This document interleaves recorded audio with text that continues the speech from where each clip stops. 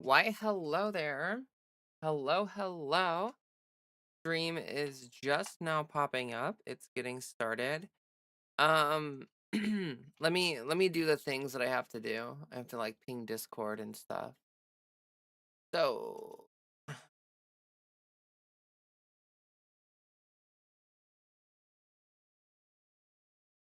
hello everybody. Welcome to the stream. I'm sorry that stream started so late um tonight. I apologize for that. Also, sorry that I missed Wednesday's stream. Um I'm like on like a third shift schedule right now, sleep schedule wise. Like I woke up at like 10 p.m. So things are like really wacky for me right now, and I'm just trying to like figure out how to make life work and stuff. Honestly, I kind of like it, but it's just complicated with streaming. Like streaming might end up, I don't know. Last time I streamed on Monday, right? And it was a late stream. And honestly, the stream kind of popped off because for a number of reasons, honestly. But I'm thinking that like that might be a good thing to do.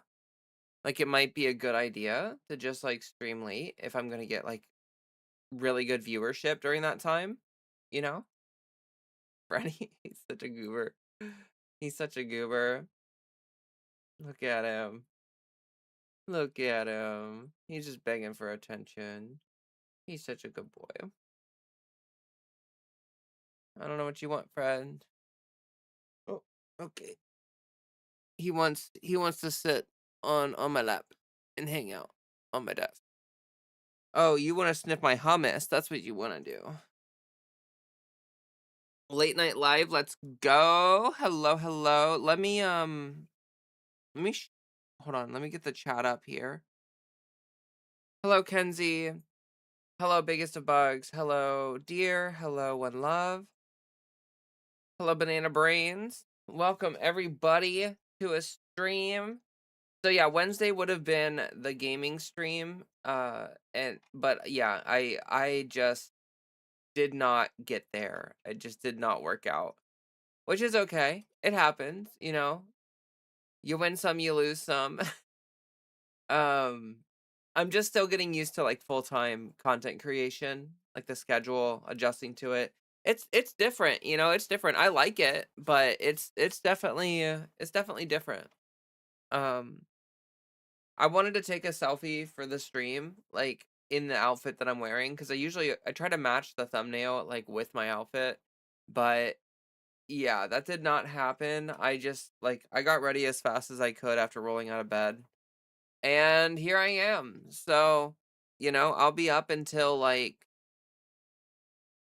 oh gosh, I don't know. Like I've been like getting up at like 8 or 9 p.m., 10 p.m., and then I'll stay up until like 2 p.m. the next day, like noon, 2 p.m. the next day, and then I'll go to sleep. And it's honestly, I've never been a morning person. I've tried many, many times throughout my life to be a morning person, and it's never worked out for me. Not ever. Not ever. So it kind of feels like I'm finally just giving in to what feels natural to me and letting it take over. And yeah, it's pretty good so far, honestly. You know what's kind of interesting? So like for the longest time I had like a second shift sleep schedule because like I worked food and I worked second shift. So that's the kind of schedule where like you stay up till like 4, maybe 5 in the morning, and then you sleep till like noon or 1 or something like that. And then you get up and you go to work and you get home at like 10 or 11 and you stay up until yeah. So that was like my sleep schedule for a long time, and I kind of hated that one the most out of all of it. Like out of all like I guess if you say the three sleep schedules, like you have the morning one, the second shift one, like first, second, third shift. I hate that that's like organized around like what kind of like work schedule you have. Honestly, that feels like a little capitalistic dystopian framing or whatever. But anyway, the point is that like um second shift kinda sucks the most because, like, you wake up late in the day, like noon or whatever, and then you have to basically immediately get ready and go to work. And by the time you get off work, everything's closed. And then you're up until 5 in the morning when nothing's open. And then you go to bed and you sleep while everything is opening. I don't know. It's like a really inconvenient sleep schedule. Like third shift sleep schedule is actually better than the second shift one because I'm gonna be up until the morning. Like the sun's gonna come up. It'll be like 6 in the morning. And that's actually when I've been running my errands. I've been running my errands at like 6 to 8 in the morning. Like I kind of just like chill all night, work on stuff, video games, all that great stuff.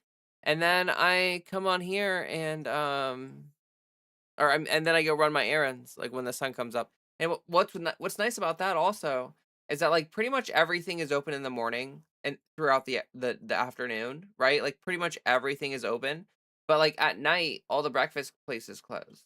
So, like, you don't get the opportunity to get breakfast most of the time, and I love breakfast. I love breakfast food. There's, like, a really, really good local breakfast diner near me. They have the best sausage and gravy I've ever had in my life. It's like, it's sausage and gravy, like, with biscuits and gravy, basically. Uh, sausage and gravy, sorry, biscuits and gravy. I need some caffeine, honestly. I have some caffeine. It's not much. I just have, like, a liquid death, but I'm gonna crack that open in a second because I am feeling it. Here, you know what? I'm gonna stand up too. We're gonna do the standing desk because I need to activate my body. Welcome, Turtle Bird. Welcome, Turtle Bird. Oh, hold on. Uh, and Fred is over there, assuming the napping position on the chair. He's already getting real cozy. I really want to get some like LED lights. Like I want to get like an LED bar over there and then an LED bar somewhere over there behind me to kind of like light up the background a bit more. If anyone has any good recommendations for like ones that work well, let me know. I just LED stuff like it's also expensive and I don't like want to buy something and then be like, "Oh, this isn't gonna work for me," and then have wasted a bunch of money. Um, Das Cougar says finally caught a live stream. Welcome. Yeah, and I would assume that I have some. Well, I don't need to assume. I read my comments, and I do get comments from people like in Europe or people that are like, West Coast or whatever. And honestly, if I stream late, I was thinking about it. When I stream late, I hit like the West Coast audience because they're off work and chilling. I also hit like the European audience, and pretty much the only thing I miss out on is like some of the Eastern people that like go to bed really early. So it might be like a net benefit. Also, like I think Banana mentioned this last time on Monday, but like, if someone like else is streaming, like Riverboat Jack or literally anybody, um, they're gonna have more viewership than me, and like more people are going to like, people have like streamers they watch on a daily basis or whatever, and like I appreciate that people hang out here with me, but I totally get it. Like I haven't been around for very long, so I'm not people's like preferred streamer yet. Um, so like that's something I really need to work towards, but for now, it's probably better if I avoid times when other people that are popular are streaming because then like their audience obviously is going to prefer to go watch them and not me. And yeah, so that's definitely a thing. I've been like really loving these liquid deaths lately. They're like barely sweet. They're like this has like 7 carbs, like 6 sugars, which is awesome. And it's like it's got stevia, which I kind of hate the taste of, but agave nectar is like the primary sweetener. So it's pretty good.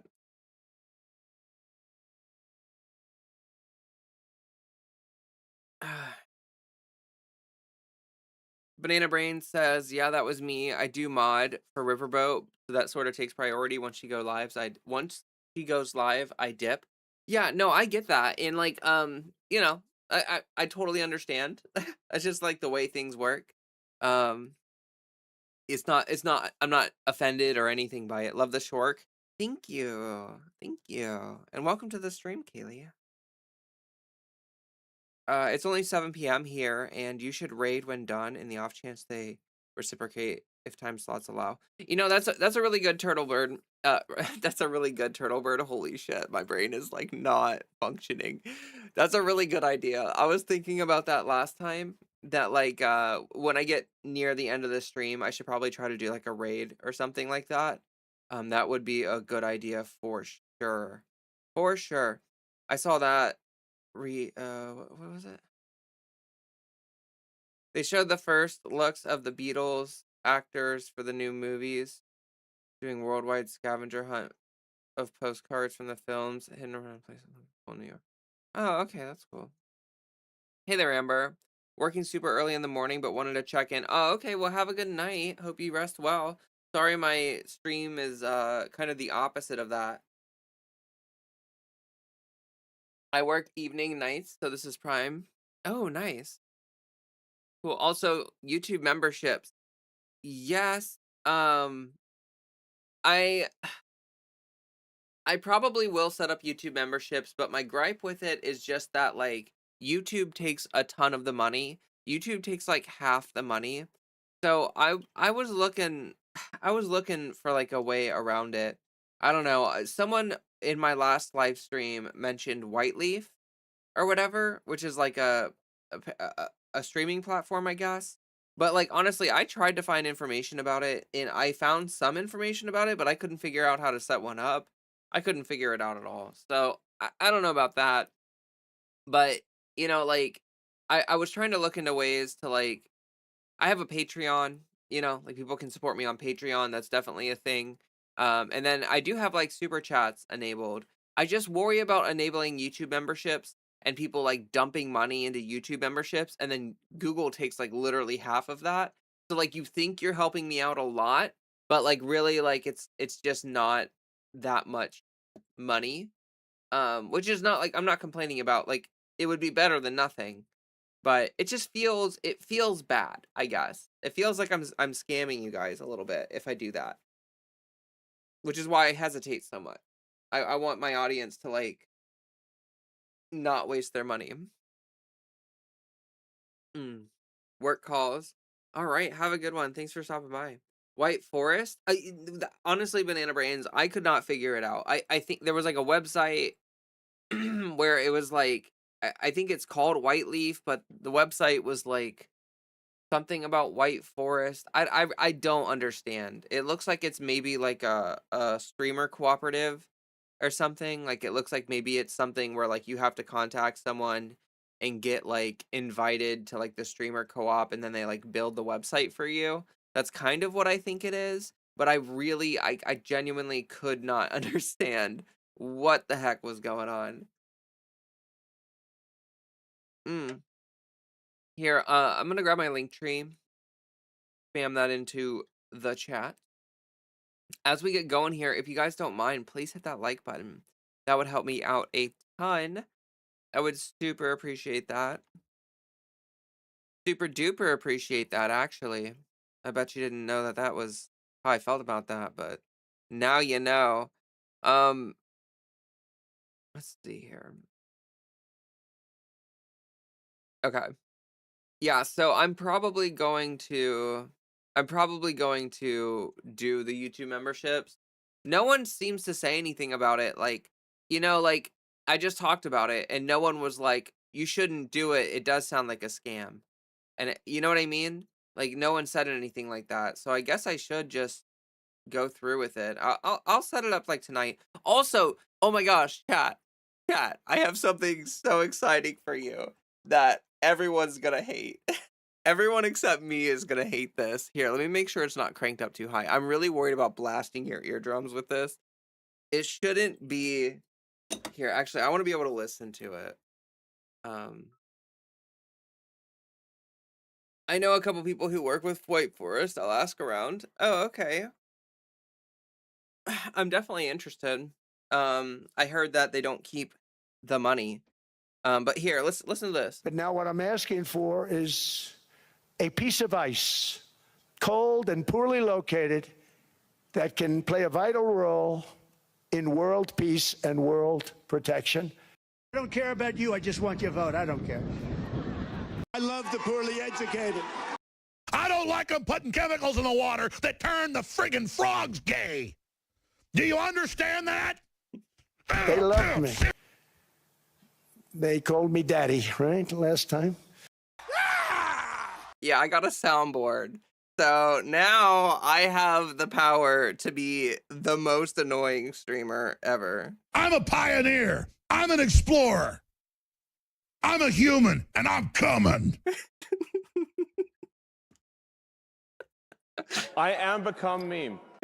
I have a few. If you guys have any, by the way, if anyone has anything that they want me to add to my soundboard, just send it to me, you know? The Dean yeah. I honestly, I'm getting so much amusement out of this stupid soundboard. I get so much amusement out of it. It's really good. Our leader is a stupid person. Did you hear about the Olympic sculptor team? Ice out messaging or something? Literally just saw a headline, but oh my gosh.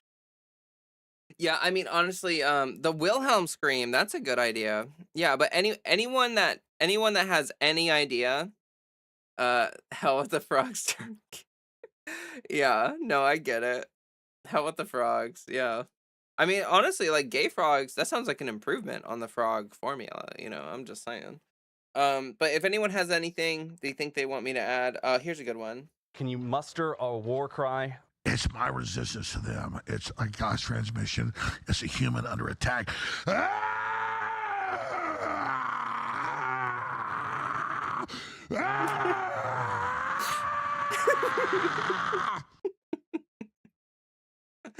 Oh, it's so dumb. Nothing bad can happen. It can only good happen. Yeah, exactly. Oh, They're eating the dogs, the people that came in. They're eating the cats. They're eating the pets of the people that live there. yeah. Oh, I got it. Hey there, Lynn. Welcome. But yeah, I went through and I like added a bunch. Why did he do that? Because he was trying to make he thought he was making a really good point. That moment will live down in history for all time. They're eating the dogs, they're eating the cats. Yes, definitely. But if anyone has anything else that they think would be worthwhile to add, I pretty much played everything I have already, honestly. I Our enemies are innovative and resourceful, and so are we. They never stop thinking about new ways to harm our country and our people, and neither do we. I need to get more Bushisms on there, honestly. Allison says, actually catching a stream for once. Sweet. The soundboard is pretty cool. Thank you, Allison. I appreciate that. Yeah, I'm gonna work on just adding more to this. Tic-tac-toe. A winner. A winner. Oh my gosh. I need the Chuck Schumer the we will win. We will win. The one Bushism I think I need is like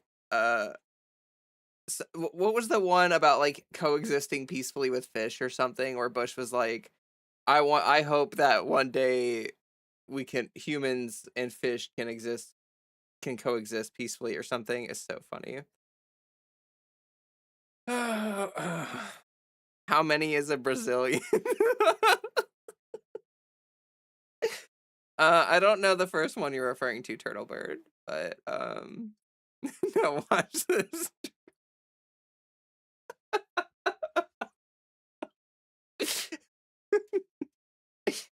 Yeah, actually there's a ton. So you know, here, I need to write some of these down.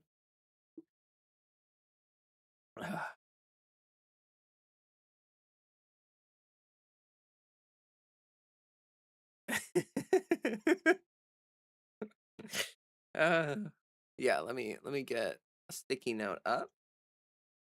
Anyway, I hope everyone's having a good one. This is gonna be a chaos stream. My Friday streams are just chaos. Ladies and gentlemen, we got them.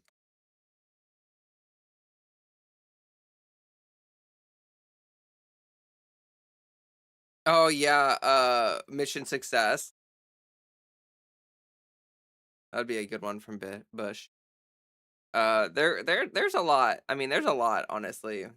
The soundboard is gonna be something I abuse a lot. They don't know what the fuck they're doing. Do you understand that? I'm gonna abuse the absolute fuck out of this. Doing good. Good. Pokemon Go to the polls. Oh yeah. Yeah, it's so funny. The Pokemon Go to the polls. That's such a funny line. Ugh. Did not have sexual relations with that woman. That's a classic. Family Guys, what?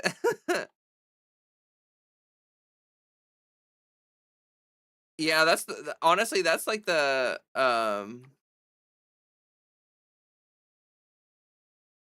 that's like the hardest thing with the soundboard is that like once you start getting into media, like if I pull clips from like Family Guy or like something like that, like I'm gonna end up with like 7,000 audio clips on my soundboard, and I'm kind of scared.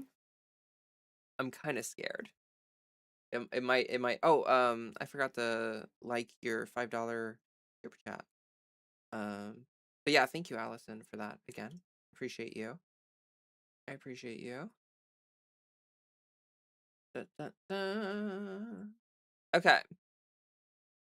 Sheesh. So I was thinking about recording a video tonight at some point. I was thinking possibly about doing a video talking about life and stuff. I was thinking about doing that actually. But I'm not sure. We'll see. We'll see how I feel. Honestly, we're just getting started. We've only been going for 20 minutes. That ain't nothing. We may end up doing a little news and politics on this here stream. Just a little bit, just like as a treat. I may end up partway through the stream. I might end up. Is that beer? No, actually. And see, you have been cleverly fooled by the marketing department for Liquid Death. Because they developed this to look like a beer. Like Liquid Death is literally developed so that like people who don't drink can look like they're drinking without drinking. That's why they made it. Is so that people could go to a bar and order this and it looks like you have a beer, but you're not drinking beer, you're drinking tea. I actually don't drink alcohol. I don't really like it. Makes me feel like crap. Makes me feel bad and stuff. Also I'm like a super lightweight. So I drink like 1/3 of a beer and I'm absolutely like sloshed. How does it taste? It tastes good. This is the Dead Billionaire flavor or whatever, which is just like normal slightly sweet tea. It's good. They have other flavors too. Like they have a peach flavor which is really good. They kind of taste like peace tea, but like way less sweet than peace tea. Charlie the Unicorn, the Candy Mountain reference. That's not a bad idea. That's a throwback there. That's the millennial steez right there. That's yeah, I should go grab a bunch of like Newgrounds references and like I should fill my soundboard with my soundboard actually. That sounds so much cooler than a soundboard, a soundboard. It's like a little person inside of the technology like basically doing voice acting. Um and uh anyway, like I should go grab a bunch of like Homestar Runner clips, like a bunch of like audio clips from Homestar Runner, and I should do like Trogdor and stuff. Like I should just go grab that. What about Llama with hats? Yeah, or like the that one YouTube video, the rejected stuff. Carl. Yeah, like The Walking Dead. That one for sure. Julius Caesar, welcome. The Dead Billionaire. Don't threaten me with a good time. I know, right?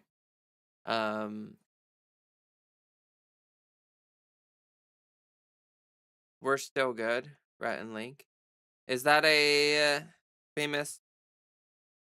Honestly, I don't really watch like much. I did at one point in my life watch a lot of Good Mythical Morning, but I can't. I don't think I could like really call myself uh a fan. Ooh, I just thought of a really good one. The Garbage Day. Garbage Day. Like I don't. Has anyone ever seen that? Here is that a reference that no one understands? Here, I'll pull it up. I'll pull it up. Don't worry, chat. I got you. I got you. But I saw the reason why I might want to swap over to news and politics at some point is because I saw that like 3 million Epstein file pages were released, and I really want to see. I have not had time to, like, obviously I just woke up recently, so I haven't had time to see what that's all about. By the way, like the stream if you haven't watched it, or if you haven't done that yet. Okay, hold on. Let me. What am I doing? Oh yeah, this clip. Sorry, my brain is like half working. Where is it?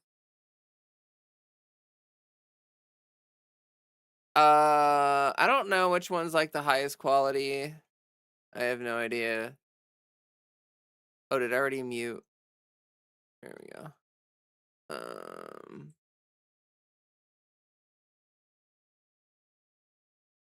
Let's just say it's this one.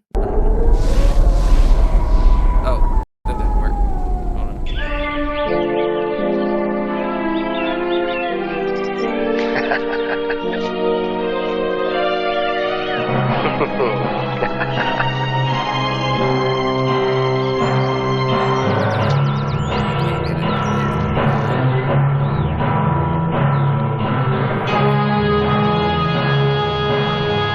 Am I gonna get like? What the hell's all that noise out there?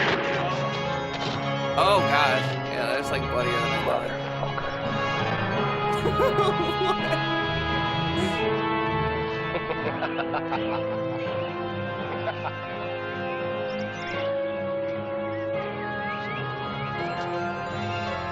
If this has copyright, I'm gonna freak out. If I get copyright struck from this, I'm gonna lose it. Garbage day! Huh? No!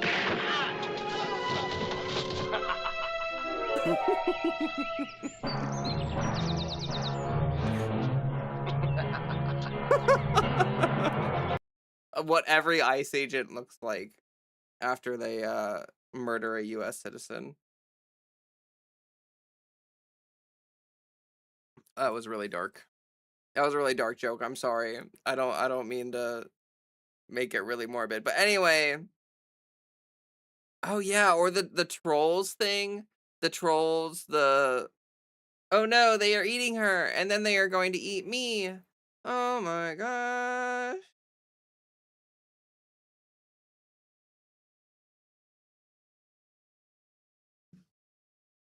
Yeah, I'll have to get these.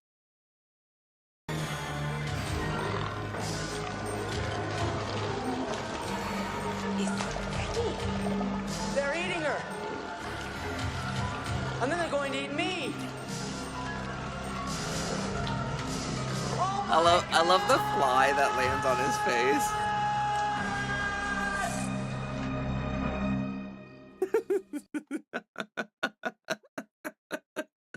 And now they're going to eat me. Oh my god. Yeah, there's a ton.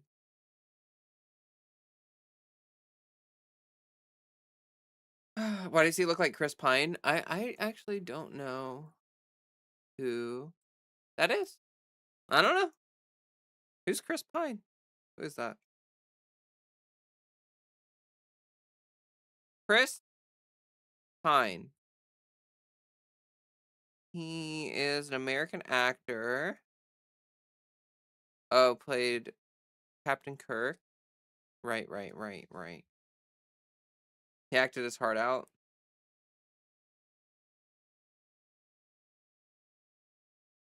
Welcome, Queen of the Guinea Pigs. Welcome. News is up on the Discord. Nice. Gotta love that. That laugh is wild. I know, right? Yes. Welcome, Winter Sorrow. I think some other people popped in as well. I don't know if I said hello to all of you. Pork Chop Express, welcome. Amityville Toaster. Oh Lord, that really, like, I don't even know if I can play that, honestly. For one, because it might be copyrighted, but also because that's going to send me into a spiral of like thinking about when I was 12 on the internet. And I don't think I want to go back to that very dark place. I don't think I want to go back there. I played the bard in the D&D movie. Oh, okay. Cool. But yeah, the soundboard, the reason why we were doing that, the soundboard is active. So if you have anything that you want me to add to the soundboard, just let me know. You know, just anything that you have, anything at all. Hey there, sheepish T-Rex. Hello. You know what'd be hilarious is if, like, you know how they have like the follow sounds or whatever, like on Twitch or whatever. When someone follows you, you can have it play an alert and do all that fun stuff.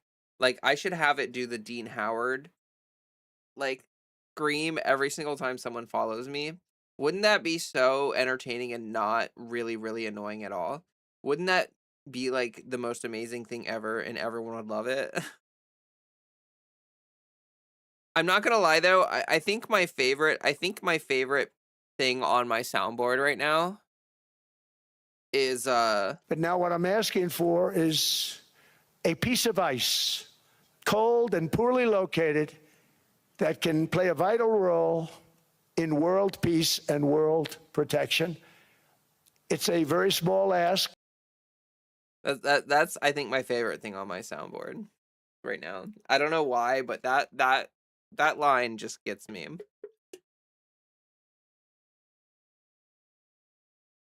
Screaming goat. I'm not sure what you're referring to there. Oh, you mean the actual the meme of the screaming goat. Gotcha. Yeah, I mean it's limitless possibilities, right? Like that's kind of the problem with it. It's like unlimited power. Like that's the one thing about it is like I was trying to think of like clips, right? Like I'm trying to think of like things that and now for something completely different, the Monty Python. Oh, that's a good one. And now for something I like that quote too. Thanks, Dadzilla. I appreciate it. But yeah, but it's hard to think of things. It's really hard to think of things to add to it. Like you're like, oh, I can add whatever I want, and then it's like, oh gosh, and you just like sit there thinking and thinking and thinking. Please clap the jet push. That's a good one. That's a really good one.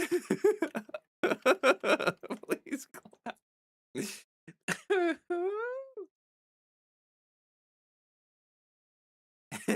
Piece of ass.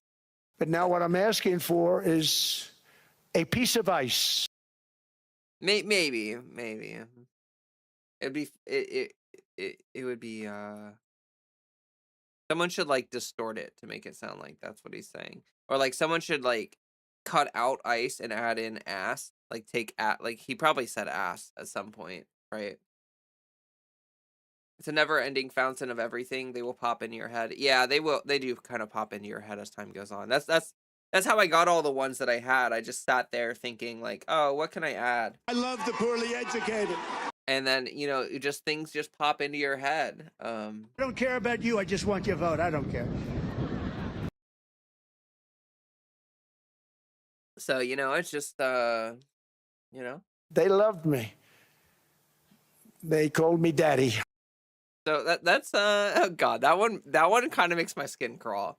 I'm not gonna lie. Like I cannot believe my guy went up on stage on the world stage and was like, they called me daddy. They called me daddy. Like,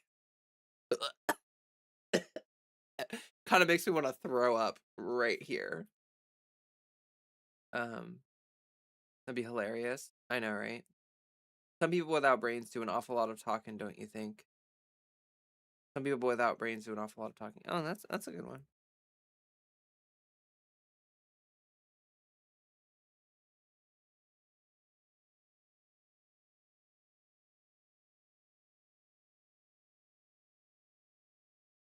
Anyway, yeah, so, it's there's lots of good opportunities here, and I'm very excited about the future.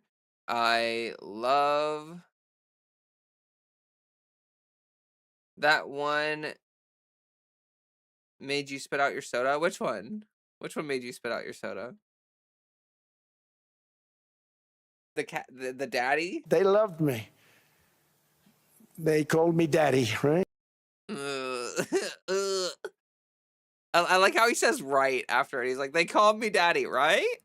Right? Like, they did call me daddy, right? Like, I'm not just saying that. Like, I didn't just hallucinate that in some weird stimulant-fueled fever dream. Like, you just, like, they called me daddy. Yeah, that one. Anyone that calls Trump daddy might have daddy issues. Knowing his, like, involvement with Epstein makes that, like, honestly really dark. Really dark. Because you know that, the reason why he likes that so much is because of a very specific context in which he's very familiar with. Yeah, there's a ton of quotes.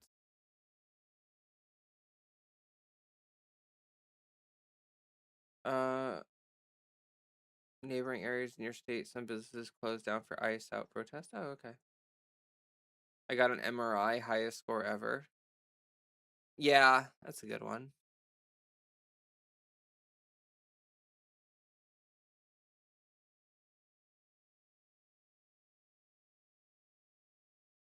But yeah, if anyone has any more, just if you have any audio clip ideas, just send them over. Even better, like I'm typing down the quotes that people send, but like if you find the actual video of the quote or if you know about it, you can send it on Twitch. Just so you know, I stream on Twitch and YouTube, so you can watch on whichever platform you would like to watch on. I pinned my link tree in both chats, so you can find like Twitch and YouTube are both in my link tree and everything else. So yeah, just watch on whatever. Michael Jordan, stop it.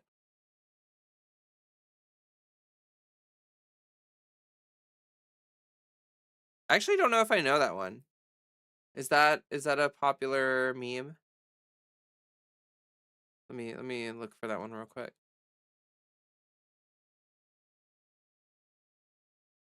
I might have heard it before. Oh yes. Yes, the stop it. Get some help. I'm Michael Jordan. Stop it. Get some help. Yeah. Yeah. I definitely need to do that one. Um Oh, making a mistake. That one. The what are you doing? Making a mistake. Oh. Oh, I can't believe I didn't think about that one. Making a mistake. Anyway.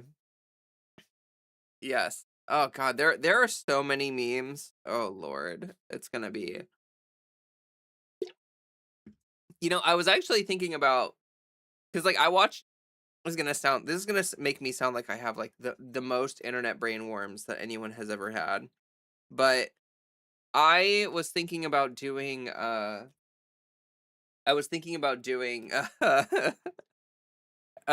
bunch of like Luxaria soundboard things because I watch a shit ton of Luxaria.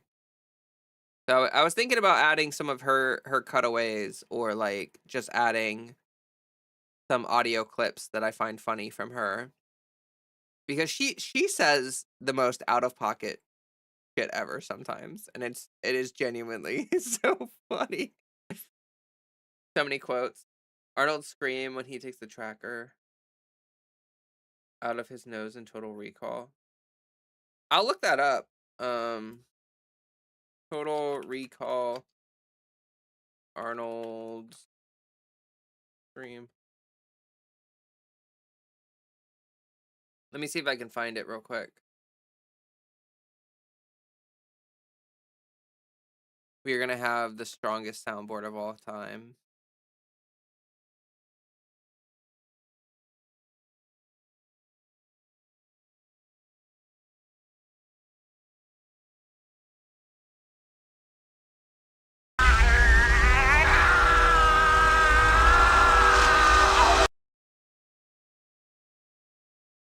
That's definitely a thing. Oh, I hate autoplay. I've turned off autoplay like so many times. And I feel like it keeps turning itself back on. When he's on Mars' surface screaming.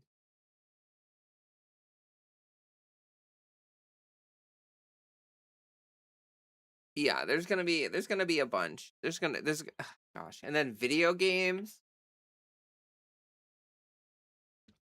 That was Arnold, yes. You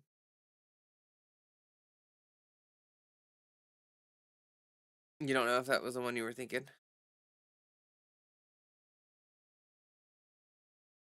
What was it? There was what I was thinking of.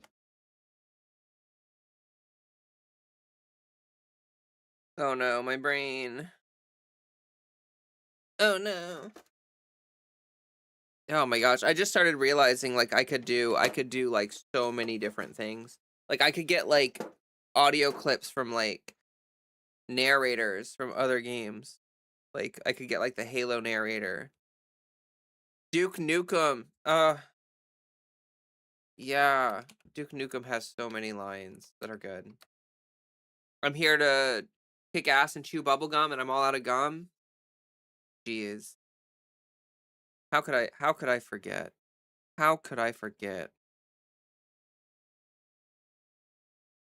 Oh my gosh, I could put like Banjo-Kazooie sounds on it. I could put in like random Banjo-Kazooie noises. Eat my shorts. True. Hello, Mossy Adventures. Welcome. I'm gonna eat a pita chip, by the way, because my stomach is hurting. I have some Lebanese hummus and some pita chips, and these are delicious. Happy Friday. Thank you. Thank you. I hope you're having a great one as well. I'm just gonna add a little sriracha to my pita and my hummus.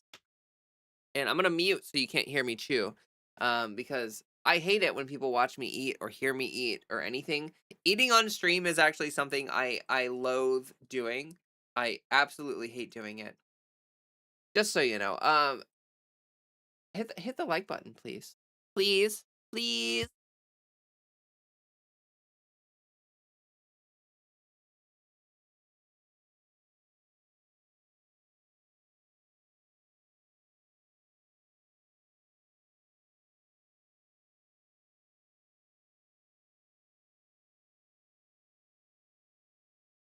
Thank you for the follow, Mossy Adventures. I need to get alerts set up for Twitch. I really do. I got a lot of stuff to do. I'll try to work on that this weekend. Where Fred? Oh, he's sleeping. You see him in the chair over there? Oh, he's so cute. I love when he puts his little paw, he puts his arm over his head to cover his eyes. When people eat on the screen, it kind of helps because you have an eating issue. Oh, okay. Fred, cat or dog? Cat. He cat. He cat. Now let's see who they really are from Scooby-Doo. That's a great one.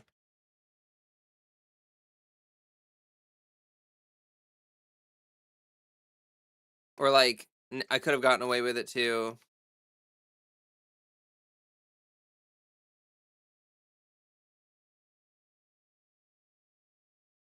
Or like Zoinks or whatever. Thought he was a pillow. Aw.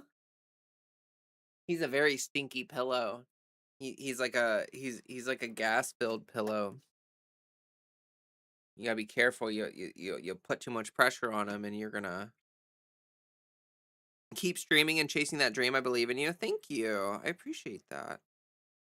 It's gone pretty well, honestly. Like everyone's been really kind since I've like started since I've come back from like my little hiatus, and the YouTube algorithm is actually already starting to not hate me anymore, which is it's happening way faster than I thought it would. It's kind of wild. But yeah, I was really expecting um like the last video I released, I expected it to tank, and it did way better than I thought it did. So we're probably gonna try to record a video tonight, and then I will release that. I don't know, either this weekend or Monday or something. Good vibes attracts good vibes. True. And I feel like honestly, I feel like my stream vibes are pretty great on YouTube. Yeah, yeah. So I have a link tree in pinned in Twitch chat, and it's got the links to all my other socials. I'm primarily on YouTube. I just started on Twitch recently because I want to try to like I just became a full-time content creator recently, and so I'm trying to like branch out as fast as I can. I'm trying to diversify my revenue, trying to do all that stuff. So I'm trying to get monetized on Twitch. That way, I'm pulling in money from YouTube and Twitch.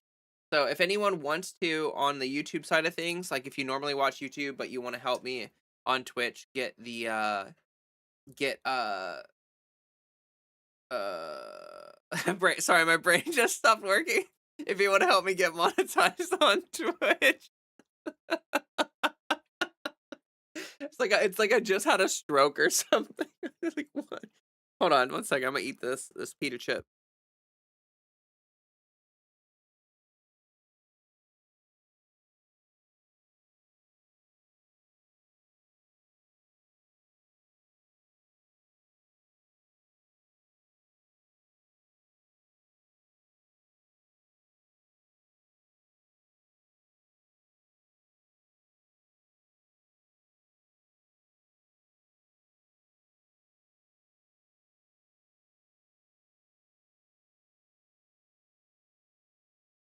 So JB says, if I ever catch a live, I definitely watch it.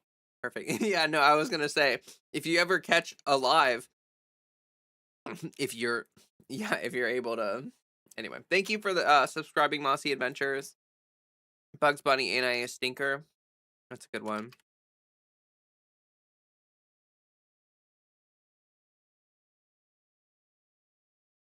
Watching on both on different devices accounts, gotta feed the algorithm. Turtlebird/Sea Turtle, you are doing the most. Thank you. That is awesome. That is so cool. I really appreciate it that people are trying to help out. That really means a lot.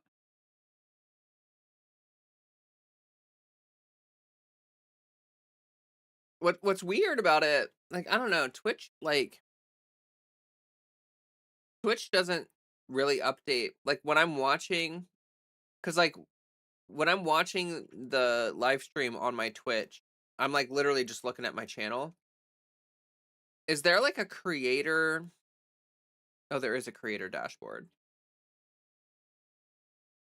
Can I go to Stream Manager?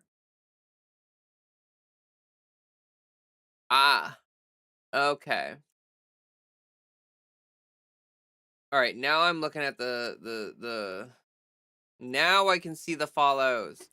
Oh my gosh. Oh my god. I can't believe it. I can't believe it. Yeah, I have no idea what's going on in the back end of Twitch here. There's like a whole bunch of crap, and I have no idea what the heck's going on. But that's okay. We will just roll with it. Just roll with it. But now I can shout out people who follow me on Twitch, like as they follow me. I should probably set up alerts, honestly.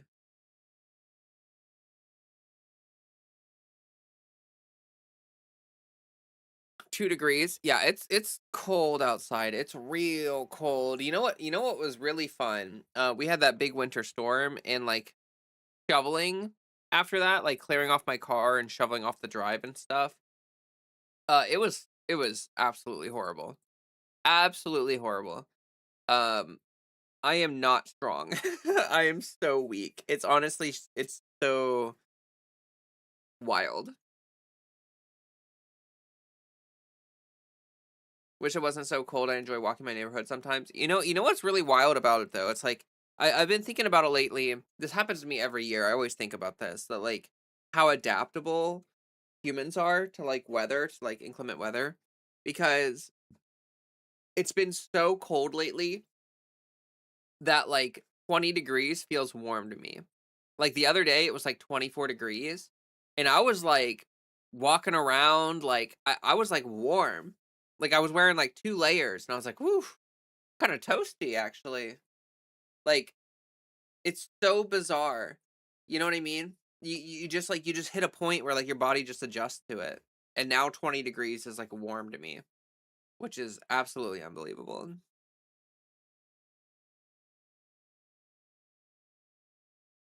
Um you're not adaptable, you hate it? Aw, I'm sorry. I definitely I don't know. I feel like everyone kind of is, maybe just some people less so than others, but for me it's definitely it definitely happens. Uh like during the summer it'll be like 90 for a while and then it'll be like 60 degrees and you're like, "Oh, it's cold." It's like, "No, it's just relative." It's gone back up to like 24, 26 here. And now that feels warm compared to the -20 or -10 it's been earlier. Yeah, exactly. It's been so cold. It's been hitting like it's consistently around 0 where I live right now. And so I think the coldest it's been is like -5 or something like that. But yeah, it's pretty brutal.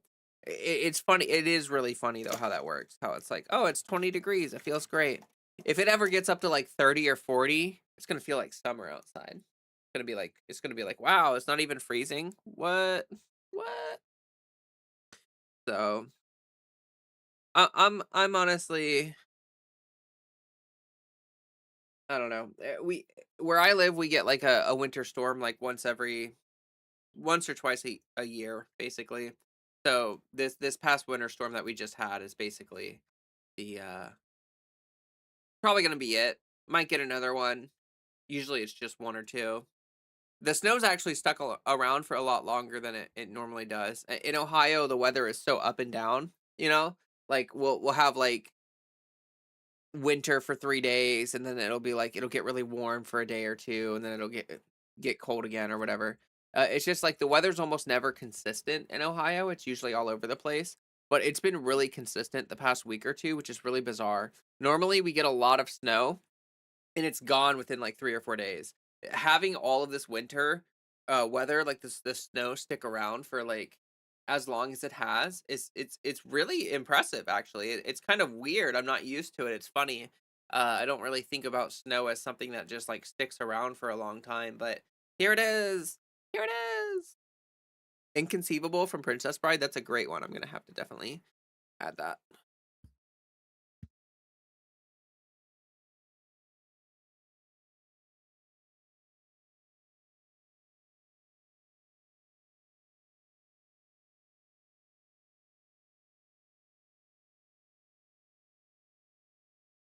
You only got a couple inches over there. We got like 5 or 6 inches where I live. That's about how much snow we got. A little bit of it's probably melted. It's 1 degree in New Jersey. Yuck. See, like, yeah, that like you kind of hit a point where like it's just too cold, right? Oh my gosh, we're gonna get up to 32 on Monday. Holy crap. That's epic. That's epic. Right now outside for me, it's 2 degrees. 2 degrees outside. Inconceivable. One of my favorite movie words of all time. Nice. Also, welcome, Master Hand. Or Master Hand, rather. I used to like I don't know. When I was a kid playing Super Mario and playing like Super Smash Bros and stuff, like Master Hand always like really creeped me out, and I always felt like Master Hand was like this like really dark uh I don't know how to say it, like oh god, what's the word I'm looking for? Um oh gosh, I'm so sorry. My brain is not thinking of words. But I used to get really spooked out by Master Hand, and I felt like it was like this really weird uh entity. Gosh, I don't know why my brain can't think. I think of words really easy. Normally I'm good at the speaking. Normally my brain does this thing where I'm good at the words and the thinking, but I don't know. It's been 40s and 50s here, super mild winter from Montana. Oh, okay, that's interesting. It was mild up until this winter storm we had recently. Up until recently, this weather's been honestly like it's been like almost like an extended fall. Like it was like 40, 50, like pretty consistently. But yeah, we just had that huge Midwest winter storm, and this has been like the first stretch of weather that's actually been pretty bad. East stole all of our snow. The snow is the only thing that makes winter cold tolerable. Yeah, like if it's gonna be really cold and stuff, like you might as well get the snow because like that's the only thing that makes it like worthwhile. Is it's like, oh, it's so pretty. But I honestly like if I lived in the east, I probably wouldn't want the snow.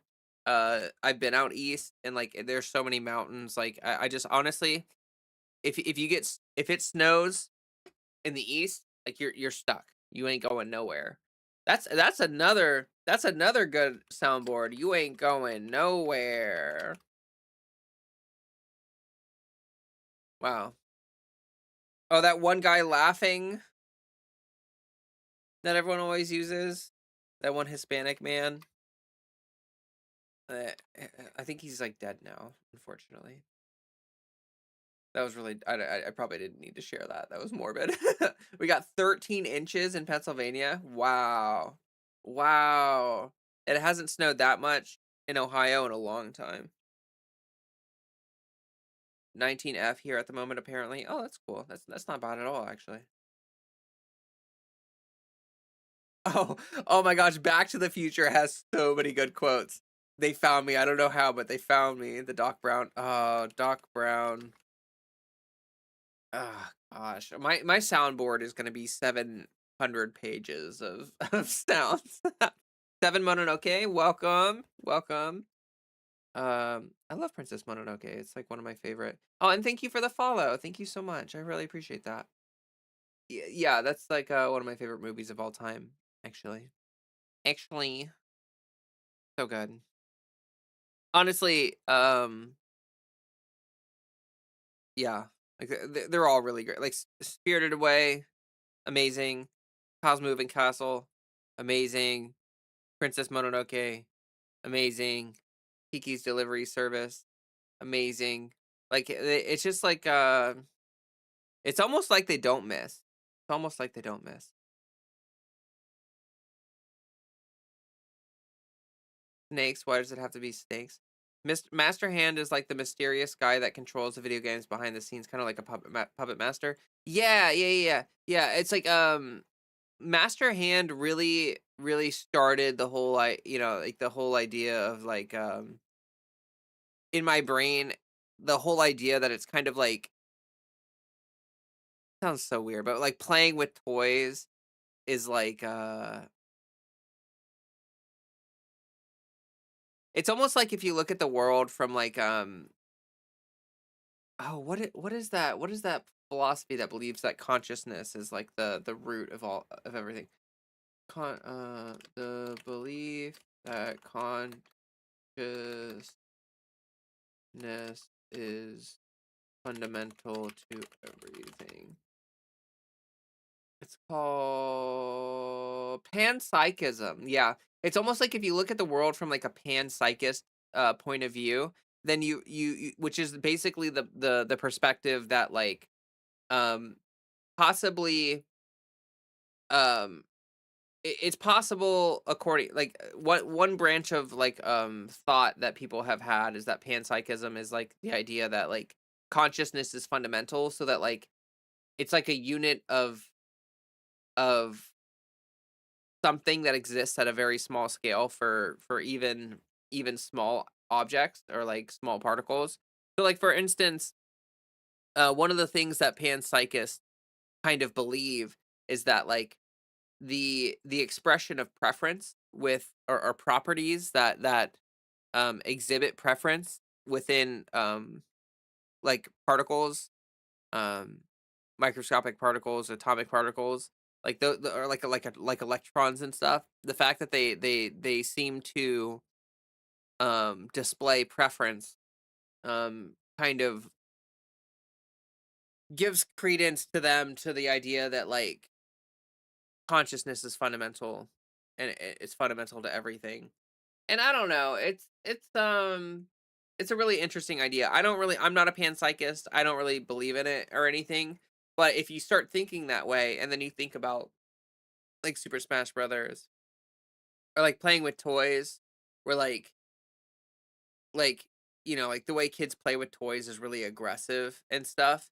So like if there was some sort of like it sounds so stupid to say, but if there was some sort of experiential reality to the toys that the kid is playing with, like they would be suffering the likes of which the world has never seen before. They would be like it would be like torture, it'd be like it would be like forcing them to fight. Like honestly, like it Super Smash Brothers nowadays people don't really think about it, but like the root of Super Smash Brothers is the idea that like you're like a kid with action figures and you're like punching they're like punching each other and stuff. And it's like this poor toy is being forced to fight for all eternity. Reborn as a vending machine. Welcome, by the way, to Tahipi half. Oh my gosh, Tahipi halfling. That's kind of hard to say, honestly. Terrence McKenna. Is that something for me to add to my soundboard, or do you want, or are you referencing? Was he a panpsychist? Was Terrence McKenna a panpsychist? The fact that we blank around at the top of the food chain, but we don't know our nose. An atom. Yeah, I mean, I think panpsychism it's an interesting thing to think about, but I don't think that it's really like relevant. Like I don't think there's any reality to panpsychism. Like I don't really believe in it or anything. But I definitely think that it's an interesting philosophy to consider and to think about because there are issues like if you take a very materialistic view of it, if you're not a panpsychist, it is kind of hard to explain how preferences come to exist. Sorry, I meant it to read the EP Hall. Oh, the EP Halfling. Okay, I get it. That makes so much more sense now in my brain. I get it now. Thank you for helping me understand. Missoula and the Valley and the murder. Winter and I waited until I was 41 to transition. I'm only a year into it. Oh, congratulations, Ella, on being a year into your transition. That's awesome. Any thoughts on Evangelion? Um, can I make my audience really mad for a second? I I've never seen Evangelion. I know, it's a crime against humanity. I shouldn't even call myself a nerd. I shouldn't even say that I like anime because how could I have not seen seen it? There chat is popping off right now. I'm gonna try to catch up. Um, holy crap. The soundboard is gonna be awesome. I have another good one, but it's kind of naughty, sort of. The I fart in your general direction. Oh, that's not fine. Um let's see here. Anything is possible when you are stoned, and that is what philosophy basically is, stoner logic. No, no, no, no, no, Andrew, I disagree entirely. I've actually studied academic philosophy, and it is actually not stoner logic. It's actually the opposite of stoner logic. Academic philosophy is very rigorous, and it's all about proof and logic structures and honestly, that's actually something that people don't tend to understand about philosophy, is that if you go and study academic philosophy, weed actually makes it incredibly difficult to do academic philosophy properly, because you have to read a lot, you have to remember a lot, you have to understand logic chains. Like essentially when a philosopher writes a philosophical work, they're essentially writing a proof where in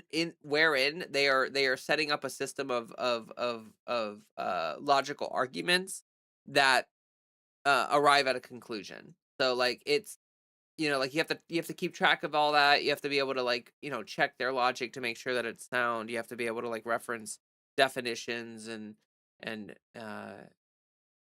don't know. There's a lot to it. Like I kind of resent the implication that philosophy is only for stoners.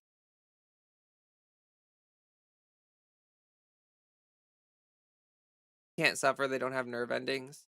Yeah, I know. I'm not a panpsychist either, but it is an interesting thing to think about, that potentially consciousness is some sort of fundamental property.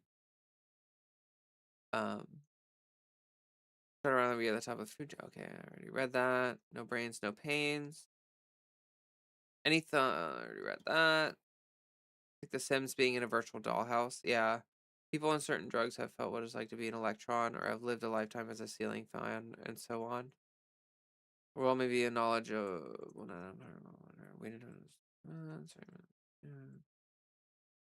I think too. I think too deeply sometimes. No such thing. No such thing. All right, I'm trying to catch up. Hold on. Sorry, chat. It's just everyone just popped off super hard, and I'm trying to catch up here. What, Evangelion? Is it the mech one? Yeah. Yeah. Winter's a ton of thing, yeah. More of a casual nerd. I'm sure Evangelion is really good, by the way. You're lit on YouTube. Oh, okay. Doing stoned right now? Yeah, I'm also a stoner, but yeah. Be excellent to each other and party on dudes.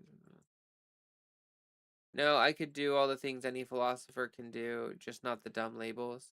I do agree that labeling and like um the attempt to try to organize philosophy into a strict hierarchical, or into a strict some of that stuff is really navel gazy or whatever. It's you're not really doing anything. I don't know. Yeah, some of that stuff is not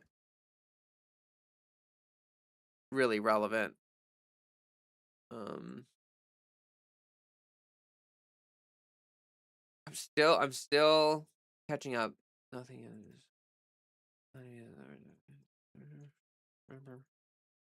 Poetry almost sounds like philosophy almost. No, I think they're very different. Poetry is an art form, is like an art thing, and philosophy is it's like a logic science thing.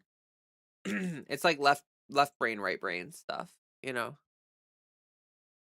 Um, Holy crap! There's so much chat. I find panpsychism just to be maladaptive, God of the gaps hypothesis, to not have an answer for the basic. Yes, yeah, Turtlebird. That's exactly how I feel about it. Is that panpsychism?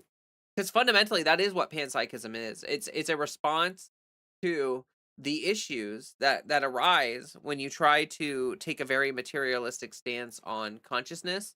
So if you try to just basically explain consciousness as a system of like physical interactions happening, like, oh, consciousness is just a bunch of electrical signals in the brain. If you try to say it like that, then you kind of arrive at a point. Uh,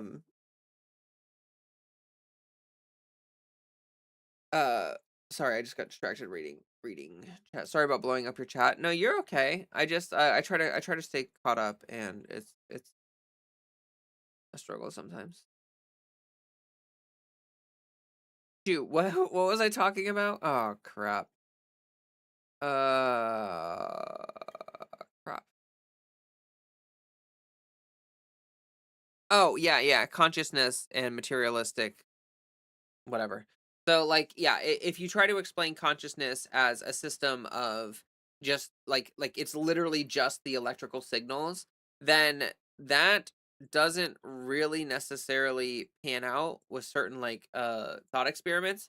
So for instance, if you think about it like that, so like consciousness is simply um the the thing that arises from electrical signals in the brain. If you believe that, then you inherently have to believe that like a computer could gain consciousness by essentially having enough electrical signals go through it. Like if anything, you would be arguing that like current AI would be almost like hyper conscious in that sense because it's got a lot of electrical signals going around. So it's like a hyper quote unquote hyper consciousness. But that's not true. Like in reality, like AI is not conscious. It's just a bunch of electrical signals.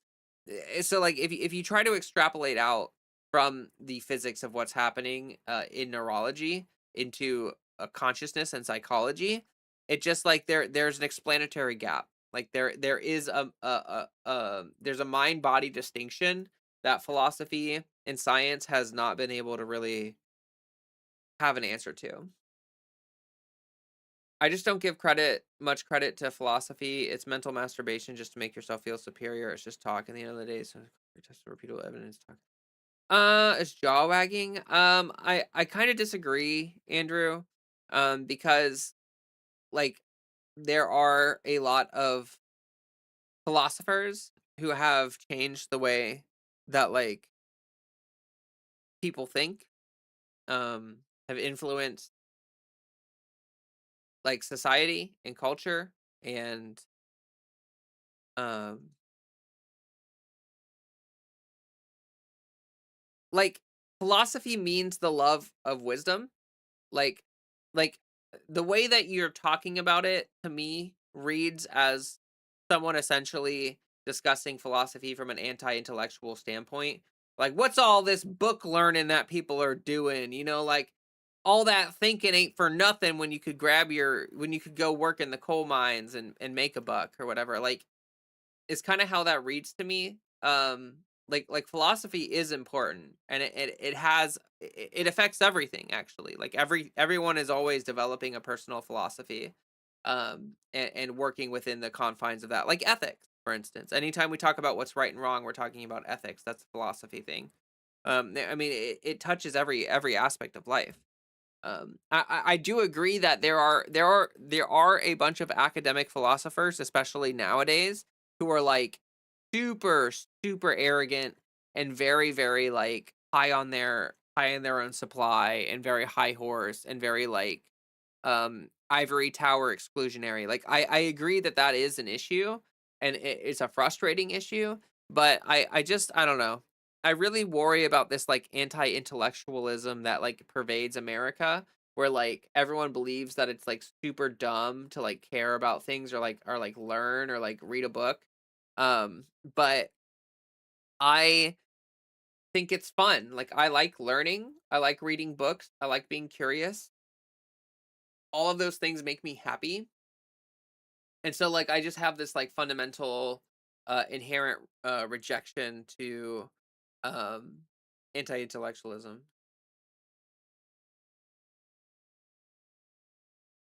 Let me read chat. Let me read chat. I'm a complete and total redhead, and I probably can't get the surgeries. Wait, what do you mean, JB? You can't get the surgeries because you smoke weed or something? Doc is one of your favorite characters. Doc Brown is an amazing character. Sucks. Religious people are hard to deal with. They don't get logic. People chatting. Hey, String, welcome. People are sheep, so that's not saying much. Socrates, yes, he was a philosopher. It's not from an anti-intellectual standpoint. It comes from a logical standpoint. I mean, like I can understand the standpoint that like college level like academic philosophy is a bit like a bit full of itself, a bit like I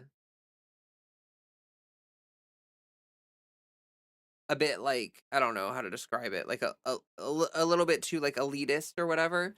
But I've just okay, maybe I'm just really sensitive to it because I was a philosophy major. And the first thing anyone ever says when you say you're a philosophy major is that you're a fucking idiot and that you just like wasted your life and that you just made like that like the thing you're studying is literally like pointless and stupid and that you're a stupid person for wanting to study it. Like I have people have reacted to me saying that I studied philosophy that way so many times. I just have like a knee jerk reaction. Anytime someone says that philosophy is stupid, I kind of just have this reaction of like, actually, it's probably the most important thing that humans do is like thinking about thinking because it creates the foundation for all like thought structures that and uh, I don't know I think if everyone studied philosophy the world would be better. Like if everyone was forced to study philosophy in high school alongside of the sciences because literally the sciences were born from philosophy, then like I think the world would be a better place. I mean, like philosophy is mostly logic. So like people would learn logic and how to understand logic structures and like what a logical fallacy is. And they would also understand critical thinking and how to analyze material from a critical standpoint. And I feel like that would just make the world better. I'm not fighting over philosophy. It's just misused and lends to Dunning-Kruger.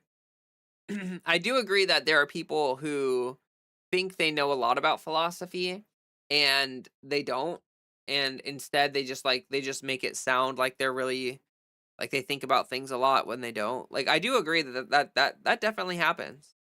That for sure happens. Like Dunning-Kruger is a big problem in a lot of different places. Certainly philosophy is one of those areas where people tend to like oversimplify a bunch of different philosophers and try to like use them to justify their specific viewpoint that they're trying to build up or whatever. Uh high on their own part. Choose your passion.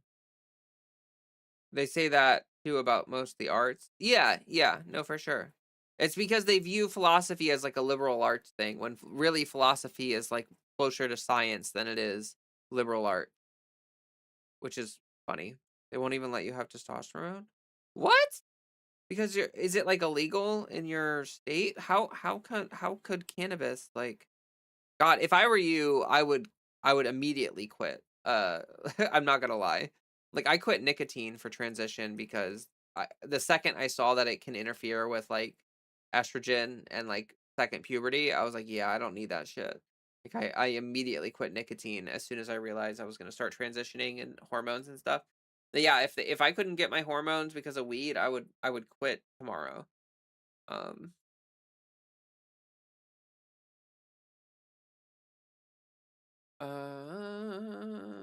Studying philosophy and graduating it, that's awesome. Yeah. I did the philosophy thing and even all stoned could debate the negative that you were just talking about. Okay, well, you can handle your green, it sounds like. It's easy to get tunnel vision in an area when your limited data sets for testing a pre-biased notion. I've been listening to a history podcast called You're Dead to Me. Lots of cool topics they go over. The host is a history writer. Oh, okay. Cool. Cool. All right. So, that was a whole conversation that we just had. Holy crap. Holy crap. Let me think about a video here. Let's consider a video that we might record. I'm thinking about that, and I'm thinking a video would be a fun thing to do. I am amazed that I have this many viewers at like 1 in the morning. Kind of amazed, honestly. Like, I did not expect that to be a thing. Pulling up my list of videos. Huh. 1 second.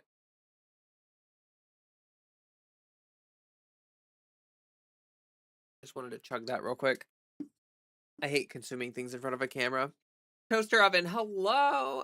Welcome. Welcome, welcome. Don Lemon. Oh god. Sorry, I gotta stretch real quick. I wasn't gonna do a news. This isn't really a news stream, so I wasn't gonna do a news video. I mean, I could, but I sort of feel like I probably should do like a trans lifestyle video, something of that kind of effect, like a like some kind of like transition news subject. I could do a news and politics video. I'm trying to keep that on Mondays. I've received some complaints from people in the audience that like the news and politics stuff is really just like depressing and sucks. And so I'm really trying to like make it so that people don't get like overwhelmed with how depressing everything is. And so I'm trying to keep all the news and politics to like Mondays. But I don't know. I don't know. I'll be quiet and listen while I play Pally or Minecraft. No, you're fine. I appreciate the conversation. Even if I sounded like animated or anything, like I promise, like I enjoy the conversation. I don't need to agree with you 100% to like value you or your opinion. Like I do value your opinion, and I'm glad that you shared it. So thank you. I appreciate that. I follow politics, but I don't go on streams about it for my mental health. Yeah, I get that. It's just like my channel, like honestly, like my channel started with news and politics. So like it feels weird to like have to be like, oh, this is what my channel's about, but also it makes everyone sad. And so like I can't talk about it all the time because everyone's just sad about it. Hardly ever sleep, that's why I'm here. Aw, I'm sorry.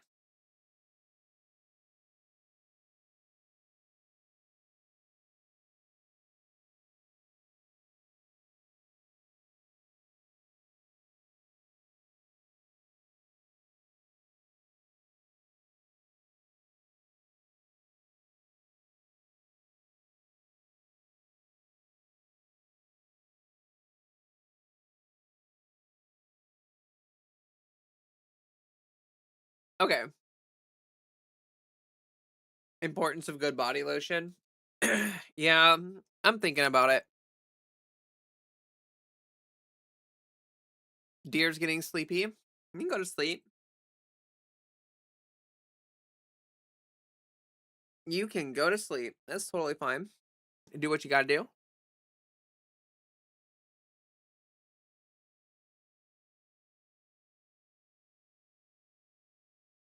Let me list some things, and then I can get a response from chat on what people think would be good. Positive news. I think I'm really playing my cards right with this other trans girl. I really like her, and I hope things turn out. Aw, glad to hear that, toaster oven. I hope it does work out for you. I hope it does work out for you. What's a better response than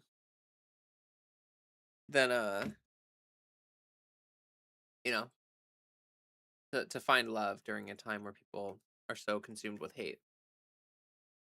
I just deleted all my videos and shorts from my channel, Health said.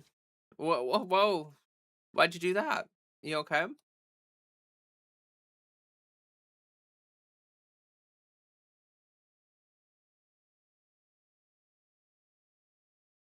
I accidentally restream. So okay, we're good.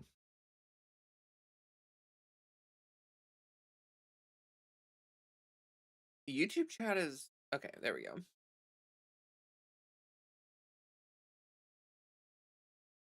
We don't need guns. That would be a good video for Monday.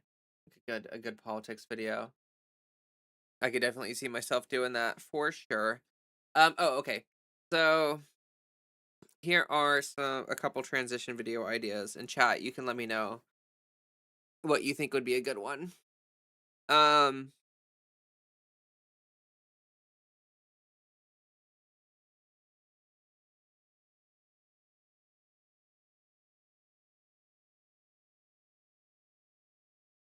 Yeah, I come up with these I come up with these video ideas and then I read them to myself and I'm like, I don't know, what if this is a terrible idea? I don't know why I always do that. I come up with the idea and I'm like, yeah, that's a good idea. And then later on I look at it and I'm like, what if this is actually a bad idea? I don't get it. Um why I refuse to stealth. That's that's a topic. We need to talk about passing. That's another topic. Um mhm. The right will never win the culture war. That actually could be a good topic as well. Although that's more like politics related. Hey Gwen, welcome. Welcome, welcome, welcome. What it was like for me to realize I'm trans. Um yeah, I kind of I've done a lot of videos where it's like 5 tips or whatever, but I kind of like the idea of making a video where it's just me talking about like this is what, like, just talking about my personal experiences with how things happened.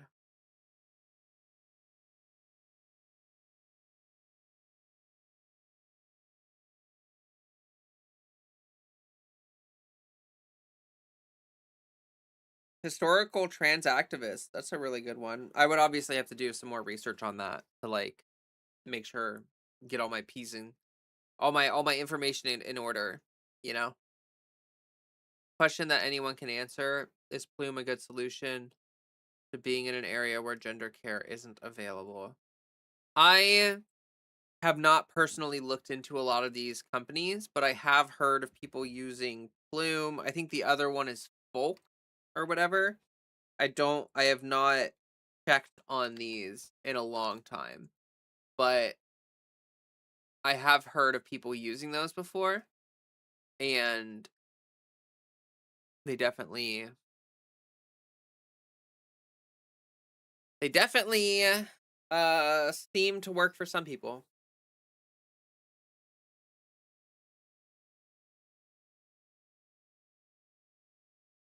Yeah, Plume is just like a service that you can get hormones from if you live in a state where it's not really available. Same thing with folks. Like they function out of states that where it's legal, and they take you on as an in-state patient somehow. I don't really understand how it works, but um yeah. So no one seemed to respond to the video ideas that I had. Um hmm.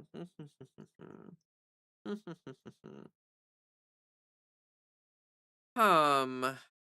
Hum.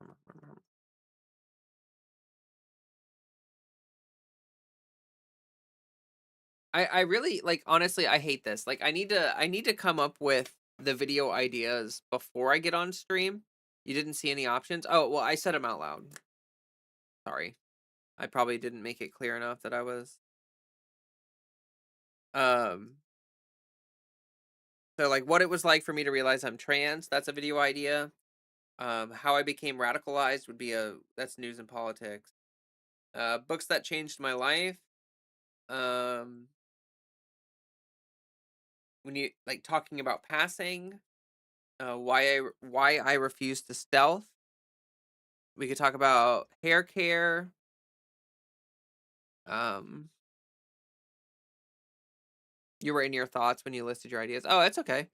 Sheepish has to go. See you later. It was nice to have you here. Hope you have a good one.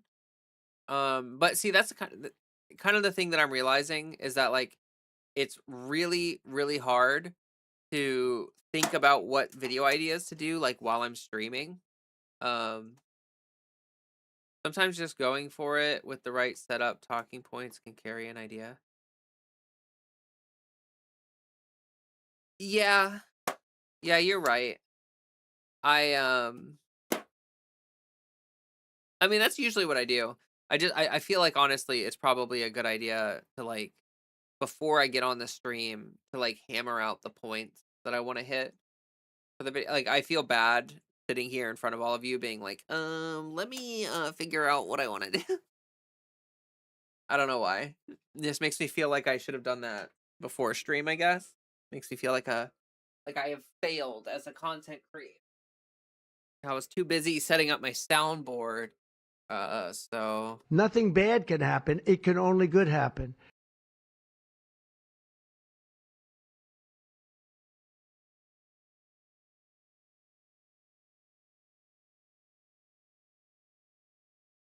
Philosophy Tube did a segment on her desire for children. Found that discussion rather interesting. Yeah, that is interesting. I did watch that. And I have to admit I have absolutely zero desire for children.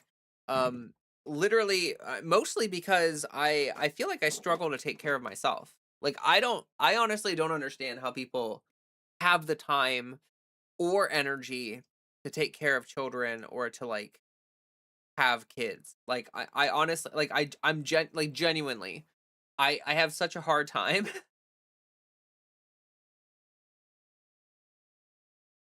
Spouting ideas only leads to others sniping the gold you vocally spout. Oh, I don't know. I don't really think the video ideas in themselves are really that creative.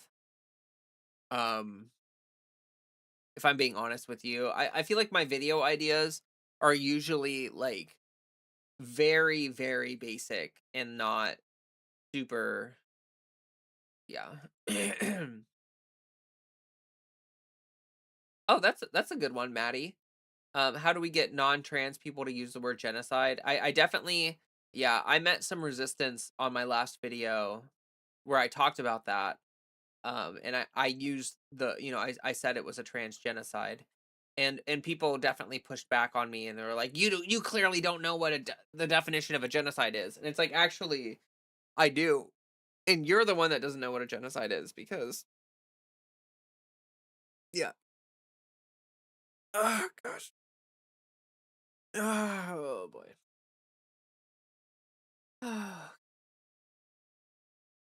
I would definitely be interested to find out how you found out that you were trans because I knew since I was 4, told my parents, and let's just say, not a great upbringing. Oh, I'm sorry that you had that really affected your upbringing. It I was a late bloomer, really. I was definitely a late bloomer. Think they're all good video ideas. Well, thanks, Health. I hope you're doing okay. By the way, it sounds like you. I mean, you just nuked your channel. Um, I hope that that was a decision made in a good place. Pretty much everyone is winging it in their own way. Yeah, no, that's true. Gwen likes the idea of passing in stealth.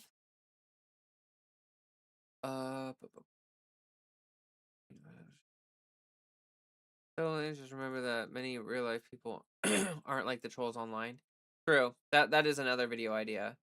I'm interested to find out how you. Oh yeah, I already read that. Not sure. I'm kind of on the outside with the weight of my opinion. I guess I'd say topics that lesser normally trans is natural. We should value. Okay. Brothers and sisters, anyone else? Thank you, Andrew. I appreciate the reasons. It's a genocide. We are being forced to flee. We are being legislated out of our lives. Yeah, I could like go through and that honestly that's a good idea for Monday, Maddie. Let me put that here.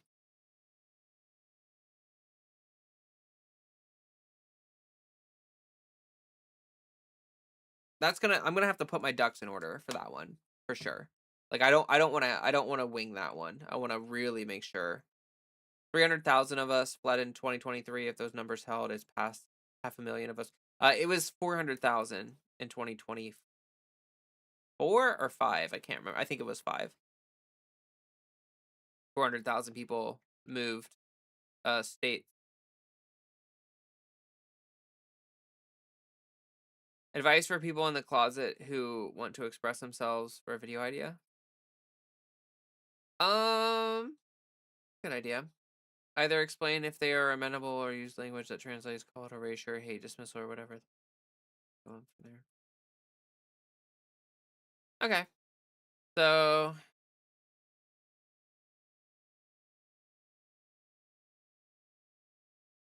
I was thinking about one of the ideas. Which one was it? What was I thinking about? What it was like for me to realize I'm trans. That's a good one. But transphobic trolls online. Yeah, I feel like we should talk about that because it's just such a relevant thing with what's happening right now, and like the trolls are super duper active lately. It feels like the more everyone turns against the right wing, the more active the online hate gets. Um, and I think especially this time of year where like you're not going outside, like a lot of people are online more. I think that's a good topic. Okay, cool. That's the one we're gonna go with. We're gonna talk about the trolls, the transphobic trolls online. And I'm gonna have to like think about that for a minute while I just like let me write down some points that I'm gonna make. So let's see here. Transphobic trolls.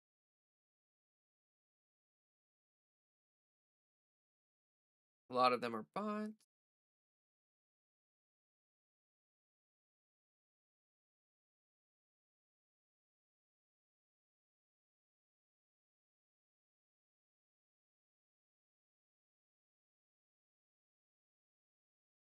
This might be a shorter video actually. Like this might I mean like I feel like I have some stuff to say about it, but I genuinely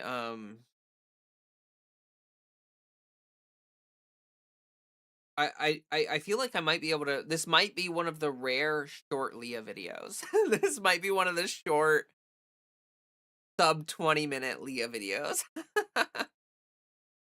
Bring your +3 troll slaying axes. Oh, that's actually awesome. Yeah, I should start the video by being like, gear up, we're going troll hunting or something. Being valid through the fire and flames, things have been much worse than it currently is. Woke has drove a deep stake in the footing. Yeah, very, very true. Things have been much worse than it currently is. That's very, very true. Yeah, despite the backslide, things are still not as bad as they have been in the past. Okay, so I got a couple points here. I'm trying to let me just think about it for a minute.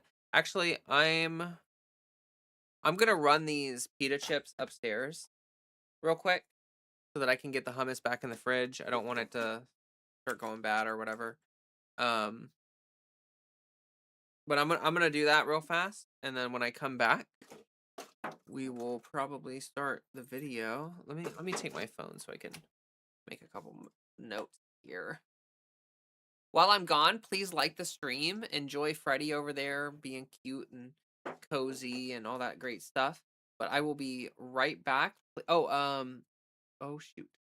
Let me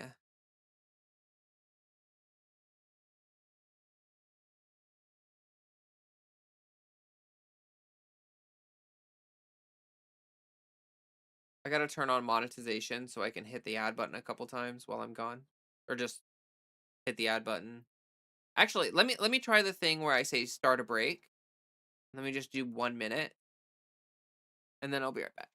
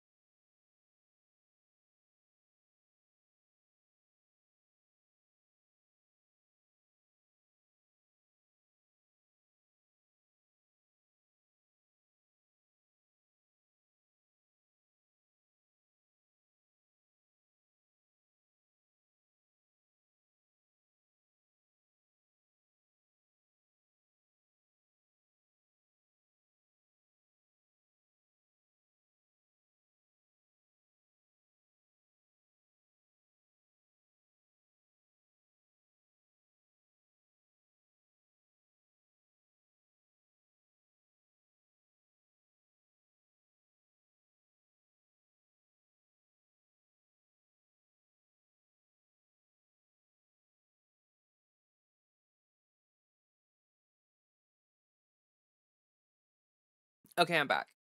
Did anyone get any ads? Whew.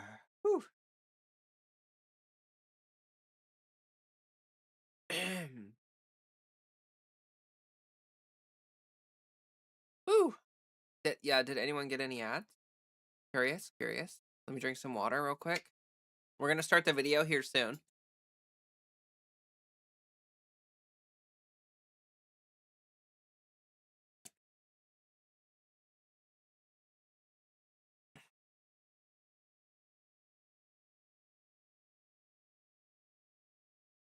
Oh, Ella, thanks for the shout out. Yeah, I agree. Icky and Yuko have some great videos about transitioning. There's a lot of great content creators that have very helpful content about transitioning. No, did not see any ads. No ads. Probably will head out after this video. Okay. Stick around as long as you want. And, I don't want. I know it's late for some people, so like if you gotta go, you gotta go. No big deal. No big deal at all. For everyone who's here, make sure you hit that like button. If you're watching on Twitch, please follow. That would help me out a lot. Would appreciate that a bunch. Um, if you're watching on YouTube, I do have Twitch. I'm multi-stream now, so if you're interested in helping me build my platform on Twitch, that would be great. We are at 66 followers over on Twitch, which is kind of amazing because I think I've only been streaming on Twitch for like maybe a couple weeks. So anyone that's able to help out, please do. I don't know if Twitch has a like button. Toaster Oven's got to head out. Alrighty, well have a great night. Thank you for being here. Appreciate you. Oh yeah, Fred. Fred's a good boy. So let me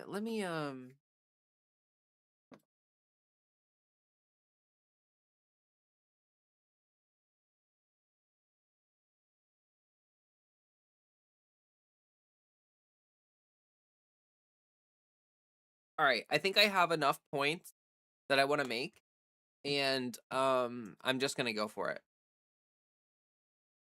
So we're gonna start the video here soon. I'm going to pull chat up. Oh, Dadzilla, thank you so much for the $5.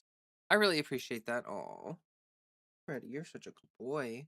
Yes, you are. Yes, you are. He's got to stand on.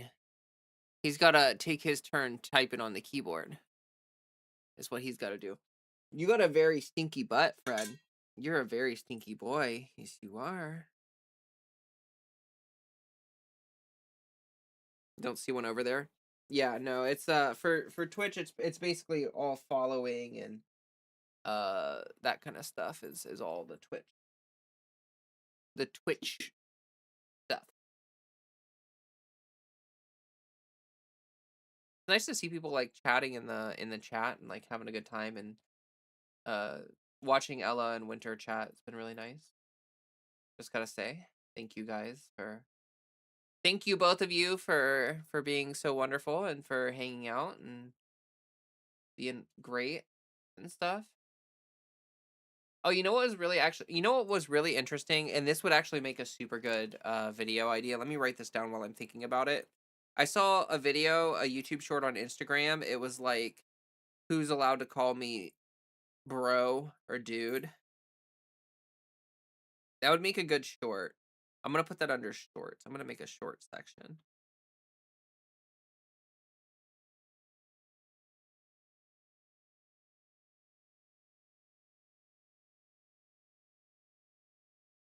Like I was thinking about it and doing short. I could actually like think about those ahead of time. And I could be like, oh, and then I could just like record the short on stream. So definitely something I think I'm gonna do. Okay, cool. Here.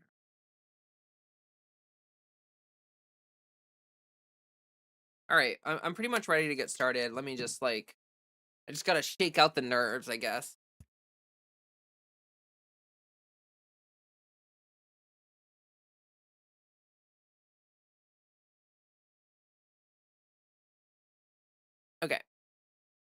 Like, I could do the Trump thing where I like stand up and just like walk away and just like stare at a wall or something. Like,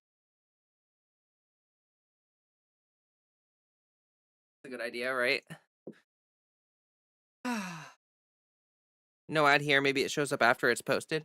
No, not everyone gets an ad, but people are supposed to be getting ads. It's just there's like a button here that lets me take a break, and it's supposed to put ads in while I'm on break, but I don't know if it does or not.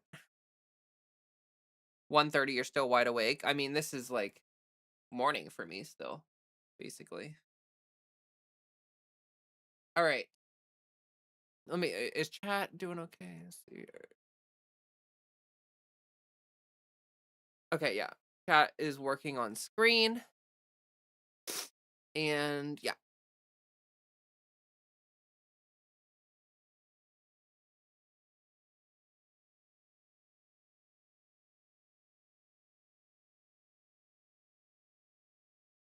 Okay. Premium and turbo, no ads. True. I don't have the Twitch premium or whatever, but I have YouTube premium. I do not I don't think I could watch YouTube if I didn't have premium. I'm not gonna lie. The amount of ads that they have in YouTube nowadays without premium is just like it's kind of unreal. They see chat people. True. Okay. We're gonna do the video. We're gonna do it. We're gonna do it. Here we go. Hey, Fred. I had like a freaking Freddy hair like in my eye. Fred, I love you. You gotta let me record the video, buddy. I gotta record this video. If you don't let me do it, then how are you gonna afford your foods, buddy? How are you gonna afford to poop everywhere? You're not gonna have any poop left. You run out of food, you run out of poop, Fred.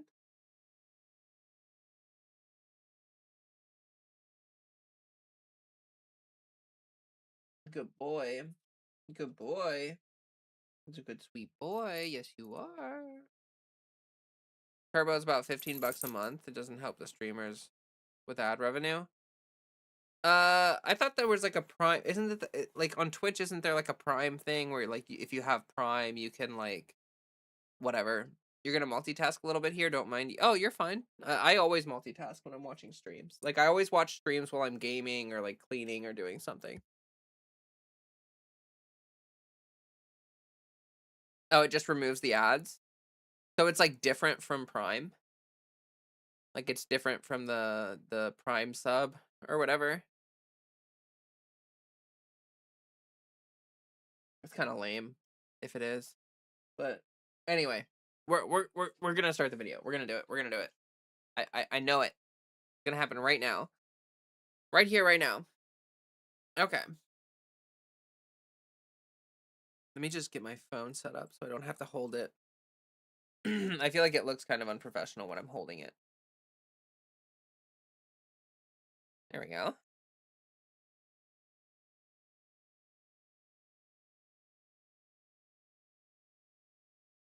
Okay. So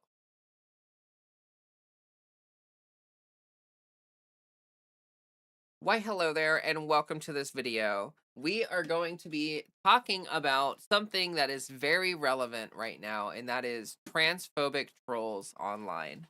If you have been online lately, if you have been on the internet, and you are trans, then you have definitely noticed that there are trolls all over the place. And actually lately there's been like an uptick. It's been getting worse. So I wanted to take some time just to talk about the trolls online, to talk about the transphobic trolls, and to give my 2 cents and, you know, how I think people should approach this.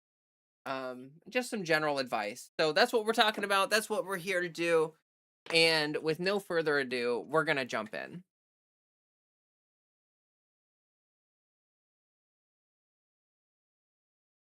So like I have some tips, or not tips. So like I have some points and we're going to talk about those points, but basically I'm just going to go through the things that I have written down here and we're just going to talk about it. Like this is going to have basically no structure. We're just chatting, okay?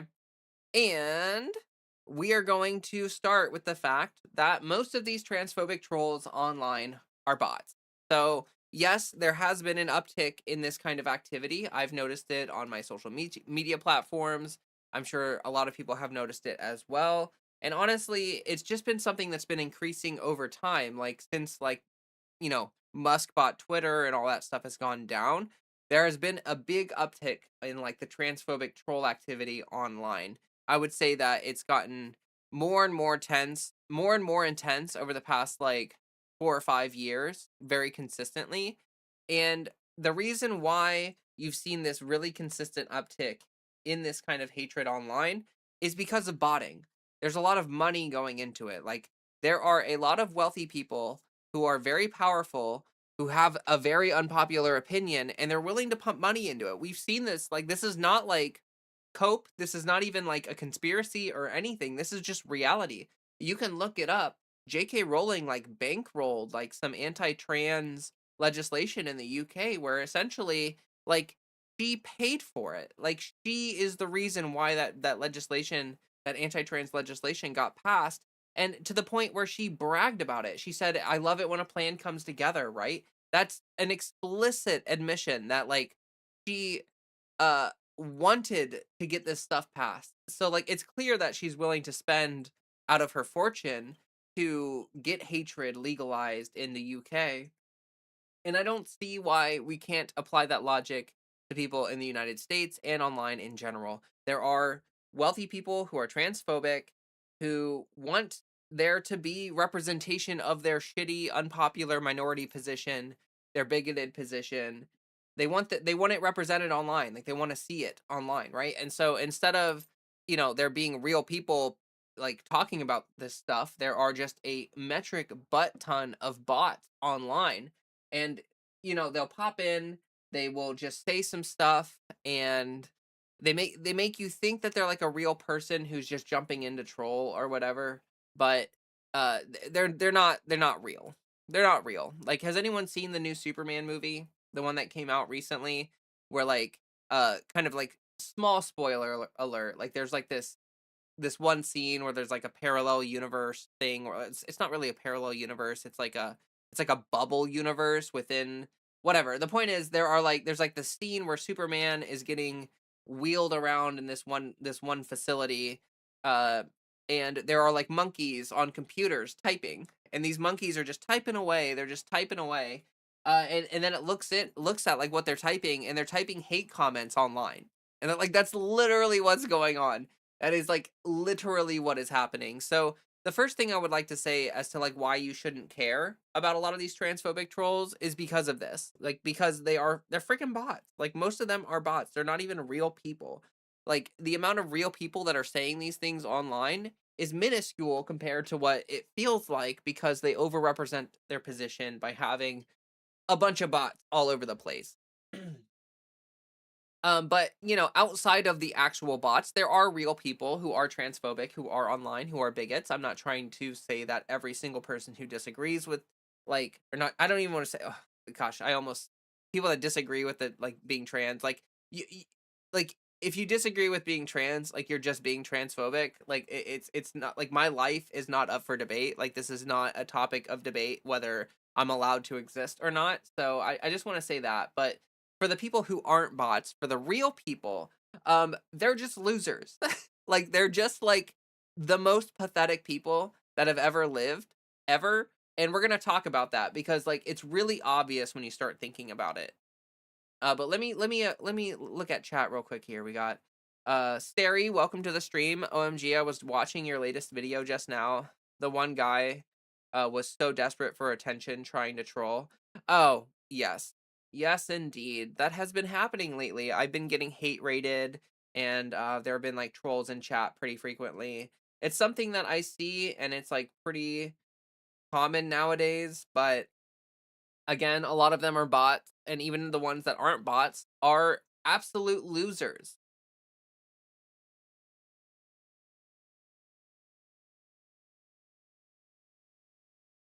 So Ella says most of those bigots are in the closet, and it's more that they hate themselves than us. That is so absolutely true. That's kind of part of this whole like loser vibe that they got going on. Like, and I'm not trying to shit on anyone that's like closeted, of course. Like, I at one point was closeted. You know, like there are people who have been closeted before, and it makes you act very strangely when you've got like this weird cognitive dissonance going on in your brain and you're not really sure what it is, or you don't really understand what's going on, or you sort of understand what's going on, but you're like forcibly repressing it.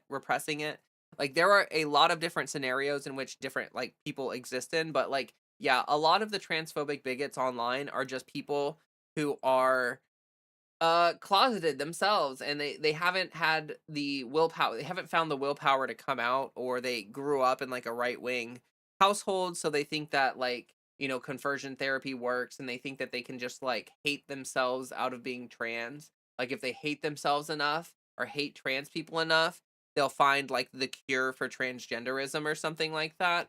It's just not gonna work, obviously, but it's definitely a path that unfortunately some people do take. And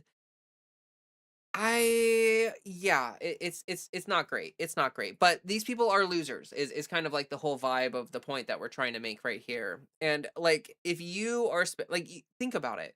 If you are spending your time online typing hate comments to other people, like I get real people that go like they will watch my stream for 2, 3 hours, and like they are actively chatting as much as like my community members. Like these are people who like watch my streams my community members watch my streams consistently. They engage in chat, like they have full conversations with me, like we hang out, we chill, we vibe, we do the stuff, right?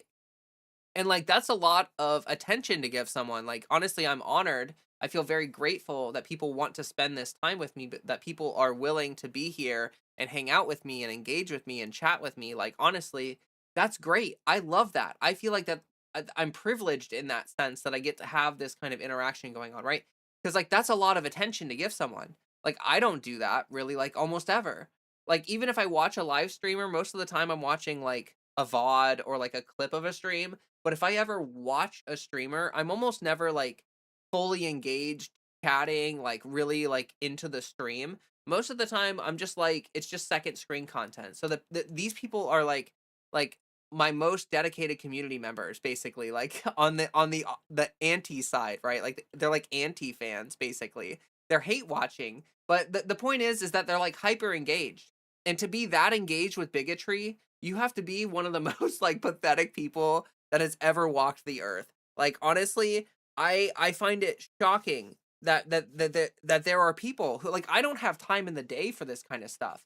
Like even if I wanted to go on like a right-wing streamer like chat and like say a bunch of mean stuff or whatever, even if I wanted to do that, I don't think I have time in the day to do that. Like where are people finding this time to like spend 3 hours watching my stream, sitting in the chat like arguing with me, you know, like saying like, you know, misgendering me or like was trying to call me ugly or something like that. Like it's just unbelievable. So like you really have to absorb the fact that these people are some of the most like disgusting, sad, pathetic, angry incel losers that have ever existed in your life, in our lifetime, in the world's existence. Like honestly, they might be some of the most pathetic people that have ever existed.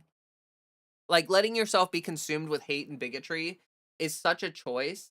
Like it's like such a wrong choice that it's like undeniably the bad choice, right? And so like the reason why we're talking about them like this, and the reason why I'm bringing it up is because like I don't think that you should value these people's opinions. Like all the time, I get these trolls, they pop into my chat, right? And then a lot of my viewers get upset about it. They're like, "Oh, they said all these hateful things, and you know, like how did that not hurt your feelings, or you know, aren't you upset about that?" And it's like honestly, no, because I don't care. Like it's not like some random person misgendering me upsets me when they're probably like not someone worth caring about. Like I don't like they've given me no reason to care about their opinion. If anything, them coming at me with such aggression, hostility, and bigotry makes me immediately not want to care about their opinion because like clearly they're not very educated or aware about trans issues, and if they're not willing to take the time or energy or effort to learn about trans people in order to engage with me properly and interact with me properly, it just shows how like sad and self-absorbed and consumed with hate and fear that they are. Like they're like it's not hard to treat a trans person with respect. It honestly takes very little actual effort or energy or time, but like people are so intellectually lazy sometimes that they refuse to take the like the couple like the couple hours it would take to like really look into it and like hear from a trans person. Like if you just watch a trans person's YouTube channel, like there's tons of us making content, and if you just watch our YouTube channel for maybe a couple hours, I think you'll get the point, right? Like I think you'll get it, right? This is not a very confusing thing. This is not a very if anything, a lot of bigots have to try really hard to try to like make their bigotry make sense, and it doesn't. It just like straight up doesn't. Like they just say things that are like not correct at all, or just like blatant like things that like like don't believe your lying eyes. Like I'm pretty sure I look like a woman, but like if someone wants to come in here and say that I look like a dude, bro, like I just it's like I don't know, like you're not living in the same reality that I'm living in, and I'm not going to give credence to this person who's like just living in this entirely different universe.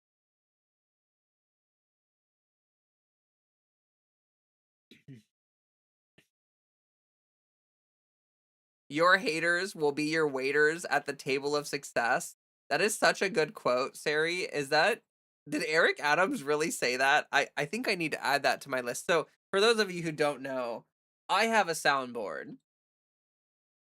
I have a soundboard now, and I'm going to abuse it. I'm going to abuse it so much. Nothing bad can happen. It can only good happen. Like I'm going to use this all the time. It's going to be something that you're going to get very sick of very quickly. So I just want to make you all aware. Anyway, people have been talking about quotes throughout stream, and that I need to add to my soundboard. That's if Eric Adams really said that, I need that on my soundboard.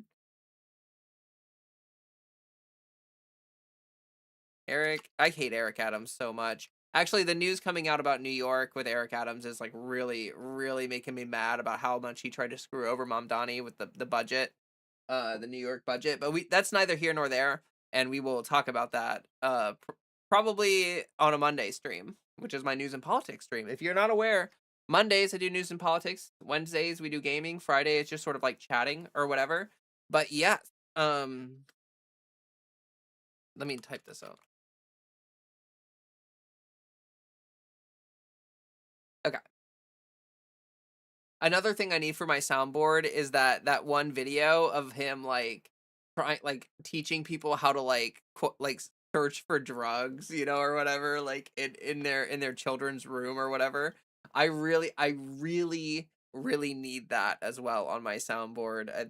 That would just be incredible. Tic tac toe, a winner. So yes, those were the first couple points that I wanted to make about the bigots online, is that most of them aren't real, and the ones that are real are some of the most pathetic people that have ever walked the face of the earth. But also, like, I want to talk about how like what they're doing online is like this self-massaging kind of reinforcement, because like the reality that they are living in is so far moved from real reality that like the only way that they can cope with the fact that like their beliefs they're not coherent with reality, right? Like they're like really contradictory to like the reality that they're living in, their beliefs. So they're going online. It's sort of like repeating all of these falsehoods and repeating all of this bigotry and parroting all of this stuff. They're essentially doing that as like this like self-massaging kind of action where it's like, oh, like everyone is against me, like reality is against me, but if I just go online and say this over and over and over and over in a YouTube chat, then like it makes me feel better. It makes me feel like it is true because I said it so many times, in the face of reality, like in the face of the actual reality in front of me. I just kept saying the wrong thing over and over. So there's got to be something to that, right? Like, no, there's not anything to that. But that's kind of what these people are doing. And that's not really representative of like a healthy, normal, average person. And that is kind of like the point that I'm leading to, which is that like if you go outside and you interact with real people and you talk to real people, you will very, very, very quickly realize that like the internet is not representative of like real people in a real life. Like if you get 100 random users on a website and then 100 people in real life, and you like if you like basically took polling information, or like if you like got all these people together and you asked them a bunch of questions, what you would see online from the online people is like hyper radicalized, like all of this like really weird stuff that's like basically not relevant to reality. It's very detached. But if you go talk to like real people, they're gonna have like normal people beliefs, and they're gonna be like real, and like have actual people thoughts, instead of like these like permanently online thoughts or whatever. And that's something that people very quickly lose sight of. And also like we're in winter right now, so like most people are stuck inside. A lot of people are spending more time online right now. Like this is like peak online season, right? So this is me kind of just reminding you that even though like you're maybe like online a lot right now, try to remember the fact that like these are not real people. The people that you're arguing with in comment sections on Facebook or Twitter, like they are a small subsection of humanity. And I don't want you to feel like because you're seeing it represented so much online that you start to think like, oh, half of everybody thinks this, or like, you know what I mean? Like, oh, everyone, half of everybody's on the left and half of everybody's on the right, and everybody on the right believes this stuff that I read in a Facebook comment section. It's like that's not true. That's not the reality of the situation. It's much more granular than that, and most people are not that consumed with hatred and bigotry. Now, I will say there's a lot of ignorance. Like there are a lot of people who are extremely ignorant and have no idea how to be a good ally, or have no idea how to do the right thing or say the right thing, or be, like again, most people don't take the time to educate themselves on how to treat trans people with respect. But those people are not necessarily malicious in what they're doing. Like they're not necessarily trying to be a terrible person or hateful or anything like that. Which is what you usually see online, people intentionally trying to like, misgender you or make you feel like crap. Whereas in real life, you're more likely to just run into people who are ignorant and well intentioned, but not educated on how to properly treat trans people. And that's kind of like one of the issues with, like all these botted people and all these comment sections and all of these things, all these arguments people have online, is they kind of distract people from the education that could be happening. Like, they promote a counter narrative, and they promote it very heavily online. And that counter narrative, we get really wrapped up in fighting it, which like kind of detracts from efforts to like actually reach out to real people and educate real people in real life. So like I think a lot of like internet warriors, if we could like take that energy into reality and spend that energy like, I don't know, like trying to help educate real people in real life, I think it would make a lot more of a difference. So like just want to say, if you see yourself online and you read a Facebook comment section, or you read something like that, you're on YouTube, you see something horrible that someone says in my comment section, just remember like they're either a bot or a loser. But either way, it's not really helpful to engage with that. It's not really like what's going to move the needle or anything like that. Like sometimes I engage with these bots in my chat. Like I will like argue with them, I'll debate with them, I'll like slam dunk on them or whatever. And I do that because it's good content, but also because it's like a little cathartic for my chat. Like it's very cathartic for them to see me like absolutely shit on a bigot, right? And like make them look really dumb. But I kind of like feel like maybe I should do that less, just because like, I want to walk the walk and instead of just talk the talk. And like I don't spend my time online in Facebook comment sections arguing with people. Like I don't want people to think that like this is something that like I'm doing because it's what I do in my real life. I'm doing it because it's content. If I were not streaming, and if I were not like, making content out of it, I would not sit there and like argue with these people. I would just like go do something else, like watch One Piece or something, right? Like, so I wanted to make that very clear. If you're in my audience and you see these people, don't feel like if they say something hateful to me in my comment section, don't feel like you need to spend your time arguing with them to like defend my honor. Like it's not even about that. Like I don't care what they think. So like you don't need to spend that energy like arguing with them. We all have like a limited amount of spoons. We all have a limited amount of attention. So don't go overboard like arguing with these people. It's like it's not good for your mental health. It's kind of a waste of your energy. Okay, let me read a little bit of chat here. It's not that some of us are transphobic. We just don't like being screamed at for accidentally misgendering. Live how you want, but don't scream at us like demons for not playing along with it. Yeah, that's just like a very, very see, like that's what I'm talking about. Is like this person is not living in reality. I don't know any trans person who screams at people for misgendering them. Like you like watched a Libs of TikTok video and now you think every single trans person is like that. And I'm here to tell you that like yeah, there's terminally online trans people. There are also terminally online right-wingers, which actually might be you. Is kind of what I'm saying here. So, you know, like just spend some time in real life engaging with real leftists and you'll very quickly learn that they're just like people who want to be treated with respect. And if you treat them with respect and, you know, honor the way that they want to be treated, like how they want to be treated, then, you know, like the golden rule, treat people how you want to be treated. If you want to be treated with respect, you treat other people with respect. Kind of like a thing, but you know, like if you don't feel like you are held to principles or anything like that, then that's fine. You can just be unprincipled and like not have like a good moral compass. That's totally up to you. Um anyway, so that's like a good example right there of me like doing the thing where I engage with a troll and then, you know, now I'm going to move on with my life and I'm never going to think about it again. Um, yeah, so here's a thing that I heard once. My one of my professors, it's actually like a philosophy professor I had in college said this, and I think that it's a very, very good way to view it. If you're online and you like, let's say you're a trans person and you like post a video or a picture online and you get some transphobic trolls hating on you. First of all, just ban them or block them or whatever, like don't even waste the energy, right?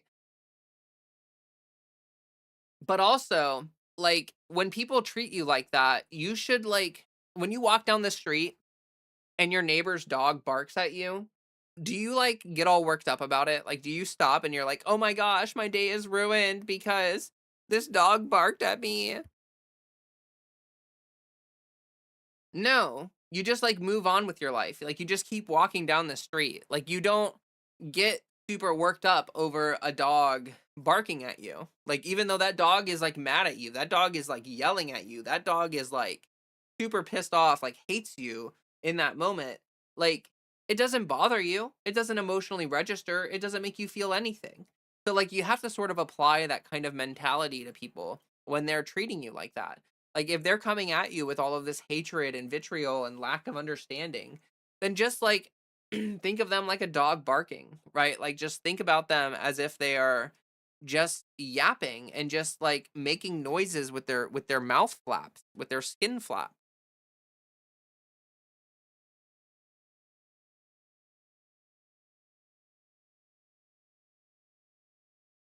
So Ella says, if I get misgendered accidentally, I won't get mad, but if it's purposeful, I have no issue telling someone to F off. And that's totally valid because you know you want to be treated with respect. And if someone doesn't respect you, you don't have to respect them. You know what I mean? It's like these transphobes are like, I don't understand why these trans people treat me with so little respect when all I do is trample over everything that they want to that they say that, you know, like oh I said that really poorly. I really screwed up the delivery there, but the whole point is that like these transphobes want to be treated with respect while they go over and trample over everyone else and treat everyone else with the most disrespect possible. It's like you are literally demanding something while you're punching that person in the face. Like you're like, you need to say please, bam, and you like punch him in the face. Like what? It just it's an insanity at a level like the cognitive dissonance for these people must be something that is like so powerful that it creates this insanity. Like, these people are not thinking clearly. Like, they are definitely in some really bizarre headspace, really bizarre, like, life space, and I just don't think that, like, like, that you should take them seriously. I just don't think you should take them seriously. So Ella also said that early in my transition, I was more sensitive about it than I am now. And I can agree with that. I definitely relate to that for sure. When I was early on in my transition and I wasn't very confident about my presentation, like it's not even like I'm not even talking about a passing thing. I'm literally just talking about like how happy I was with how I look.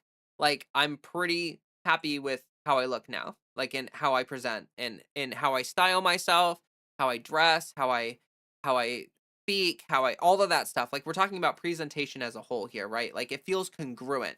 Like before I transitioned, it felt like everything was kind of like a big conflict where it was like my presentation was here and myself was over here and they were like very disjointed and they were not congruent at all. But now it feels like I'm congruent with myself. Like I'm just naturally being myself and I'm not there's no cognitive dissonance. It's authenticity. Like what you're experiencing, what you're seeing right now is me being my authentic self.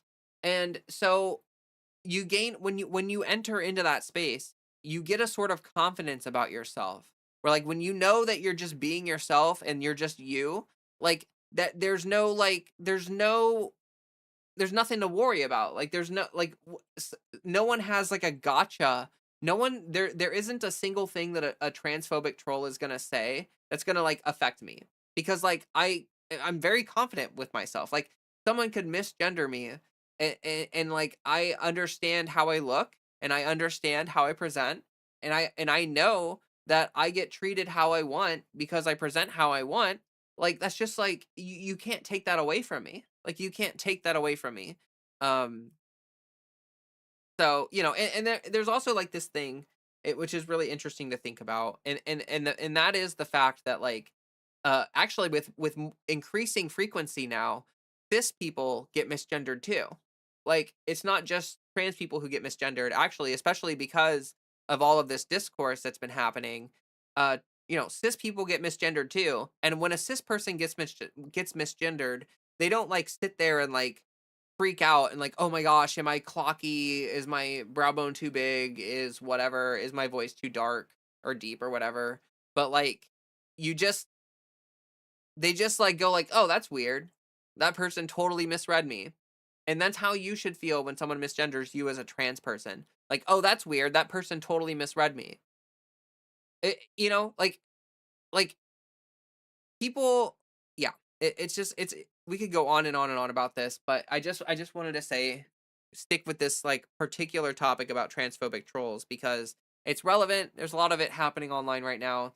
And surround yourself with supportive people. Like I've got a wonderful community here. If you're watching this video and you want to subscribe and you want to like, support the community or get involved with the community, that can make a big difference too. When you have other people around you that are affirming that, make you feel like, hey, like not everyone online is a horrible person. Like that's good. It's good to have a place where you can feel safe, a place where you can connect to other people, chat with other people. That's what we're doing here. I'm recording this video live on my live stream. So like if you want to be involved with the process of me recording videos, guess what? You can just like watch my streams and then you're in the videos. Wow. Imagine that. It's like a sneak preview of the video before the video's even a video. It's like you get to see behind the scenes. You get to see the way the cheese is made. You get to see um okay. I'll chill with that. But anyway, like the video, subscribe if you're new. That would help me out a lot. I would super appreciate that. And I've got like a Discord and stuff too. So like we've got lots of community happening over here, lots of great things. It's a wonderful time. I just yeah. Nothing bad can happen. It can only good happen. And so anyway, that's probably going to be the end of this video. So what I'm going to do is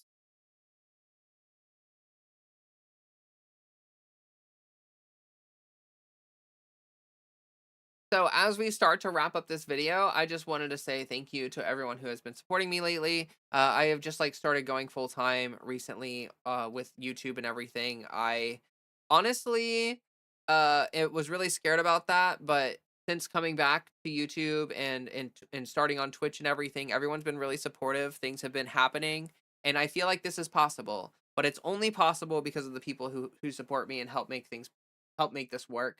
So I gotta say a huge shout out to everyone who watches my channel, to anyone who likes the video, comments down below, engages with me, helps out with the algorithm. All of that is huge. Thank you so much. If you share the video with other people in your life or other people that are around you, if you're a part of the queer community and you have friends who are trans, maybe like content that you can all enjoy together, possibly, like that's all very wonderful. But also, I do have a Patreon and I have people that support me on there, and it means a lot to me. It means so much. I'm extremely grateful for all of that.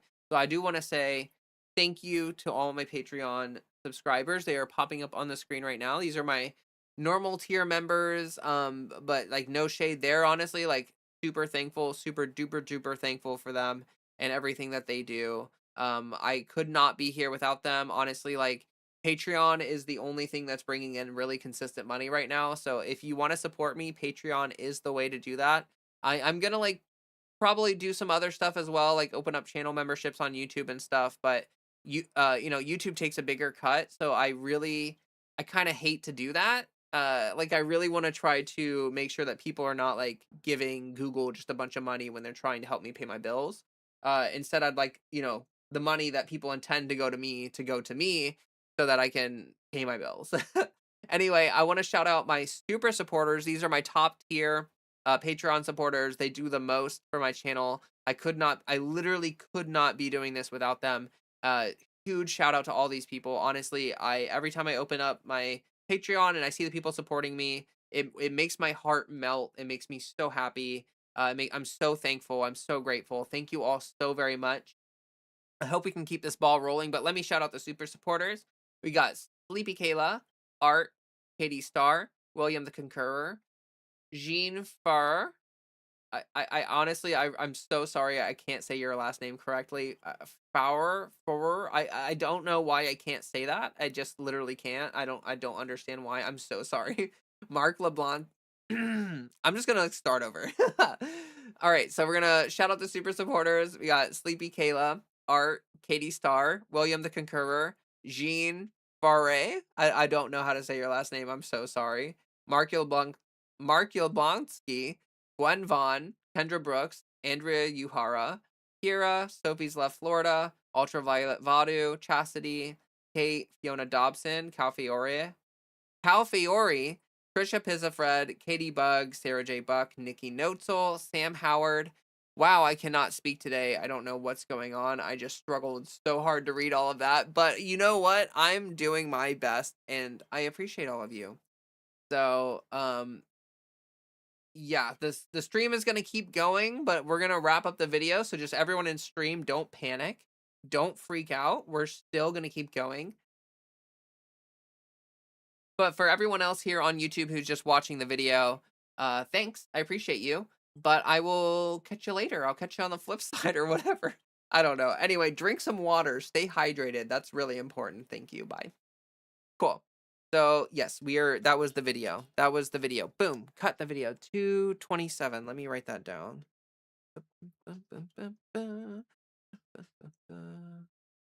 I don't have, okay, 2:27.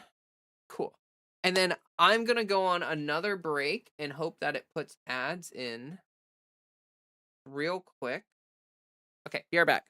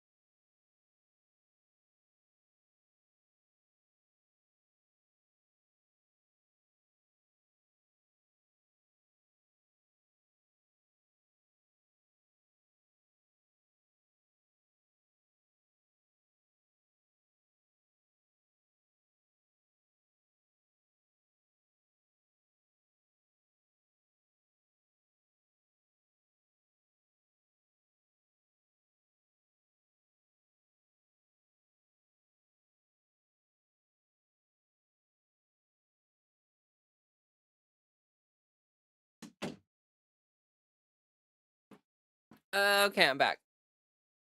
Hi, chat. I wanted to grab a celebratory beverage, which is literally just another peace tea, or peace tea, Jesus.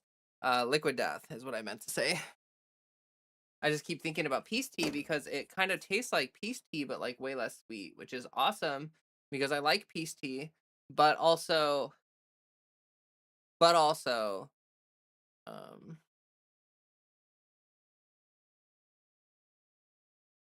what's up here?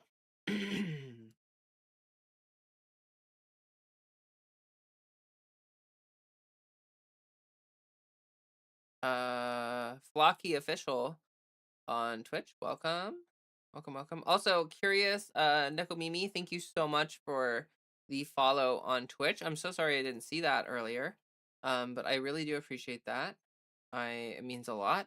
I think I was recording when you did that, or I just didn't. I'm jumping through all these screens, it's hard. Let me see here. What do we got going on here? Roll ads? Yeah, trying to roll ads here. I'm gonna start doing that. Weirdo potatoes, getting sleepy. Good night. I saw a lot of people going to bed during the video. So good night to everyone who had to peace out. I know that they're already gone, but just whatever. I'm trying to get the balance down for the videos of me talking versus me like reading chat. I'm trying to figure out like what the balance there is. So I feel like I spent most of the time just talking. I only read a couple chats, but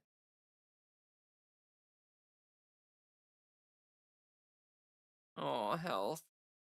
Sorry.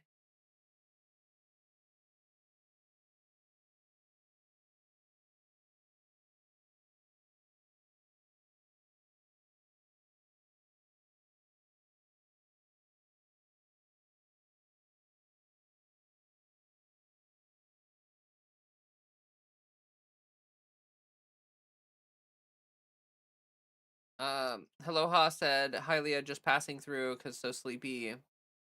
F those haters." Thank you. Sorry, I'm just catching up on chat.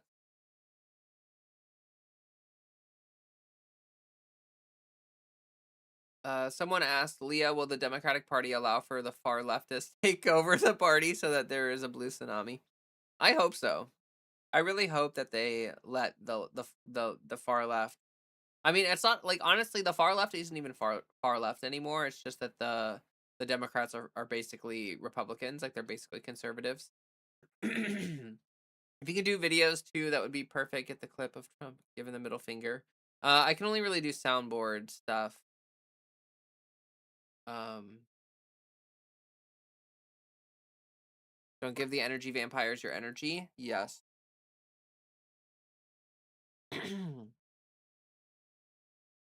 You're probably right. The people in real life probably just don't know how to treat trans people, or maybe they just don't even remember. I don't know which one, but you're probably right. No, it's real. I mean, if you look at polling, most people are either indifferent or supportive of trans people, which means that like most people, if they misgender you, it's unintentional.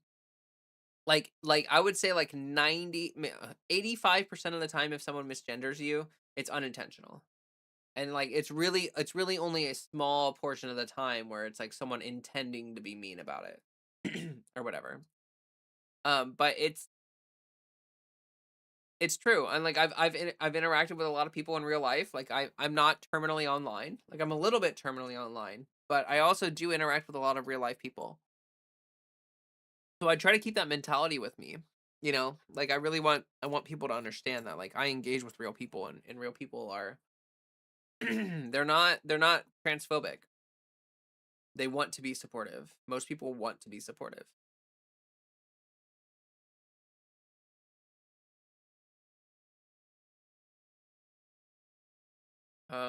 It's so funny the person said it happens accidentally, forcing them to play along. Oh, yeah.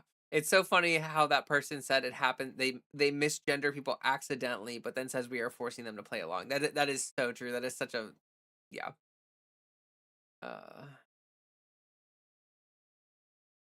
good points, waste of energy. When they stumble over pronouns and intentionally misgender you, but the roles can easily be reversed. Yeah. Um.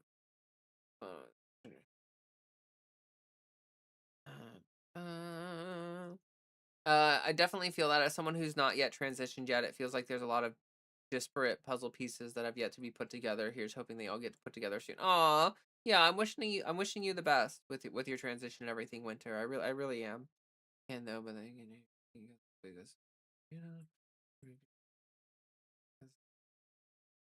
Yeah, yeah, yeah. All this transphobic BS, like with the bathroom stuff, has affected cis women as well who don't fit the norm. Same thing with the sports. Yeah, no, absolutely. Like, absolutely. I'm getting sleepy. Good night, everyone. Oh, yeah, I already read that. I already read that. Oh, here, let me roll some ads. Thank you, Ashlyn, for constantly reminding me to roll ads. I really appreciate that. It's frustrating when you tell somebody your correct pronouns and correct name and they continue to dead name and misgender. Yes, although I will say I have had instances like okay, I'm 2 years in, right? Some of my family members are just now getting on board. Part of that is my fault because I took forever to come out to them, but it took probably a solid year for my mom to like really get on to get on the train, like to stop misgendering me and stop dead naming me. It's really taken some time. And like I wish that people could just be like, "Oh, okay," and then just like get over it, but like unfortunately, gender roles and stuff are like so deeply ingrained in the way that people look at you and people's like memories of you and stuff like it's so relevant to the cultural perspective that people have nowadays. Like people like are categorizing people by various things, and one of the big things they categorize people with is like binary cis hetero gender stereotypes. So like um people that have known you for a long time, like your parents and stuff like that, yeah, it can really take them some time to get it. And honestly, I think it was better. I think I made it like I think it was better because I didn't like harp on my mom. Like my mom knew what the expectation was. I didn't yell at her, I didn't harp on her. I was very very patient. I didn't even correct her half the time. Most of the time I didn't even say anything. Like it would happen and like she would apologize to me sometimes. It would happen and she'd be like, "I'm sorry, I didn't, oops." But it's just it does take a lot of patience. And that's the thing is that like we get talked about like we're snowflakes, but a lot of trans people are very like strong people. Like very emotionally resilient, very like very capable of withstanding a lot of like really uncomfortable awkward moments and stuff. You're doing great. I love your show. No, thank you. Business PayPal without your name would be the cleanest form of donations.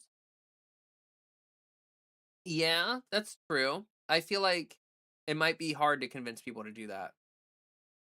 Although my legal name is like I don't my dead name wouldn't even be on involved with PayPal. Like my PayPal is my legal name, which is my name.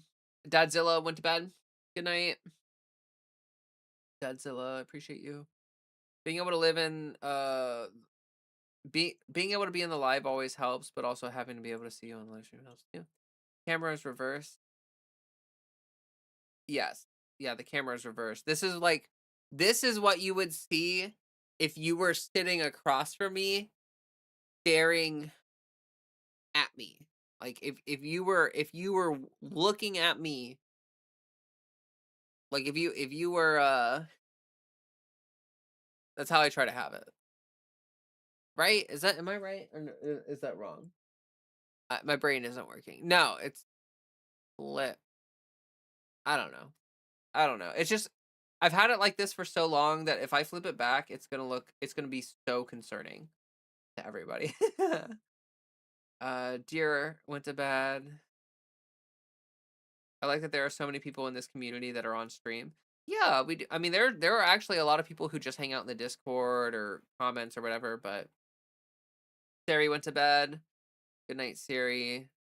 was a good video this time. Thank you, Gwen. I appreciate that. I feel like it went better this time. I'm starting to get used to recording on stream. I feel like it went pretty well. And it was nice and short. Like, it was punchy. Like, I didn't really waffle on for too long. Hard to break the mentality of having to mask for so long with lots of trauma to come out and be completely baffled by the overall support by random strangers.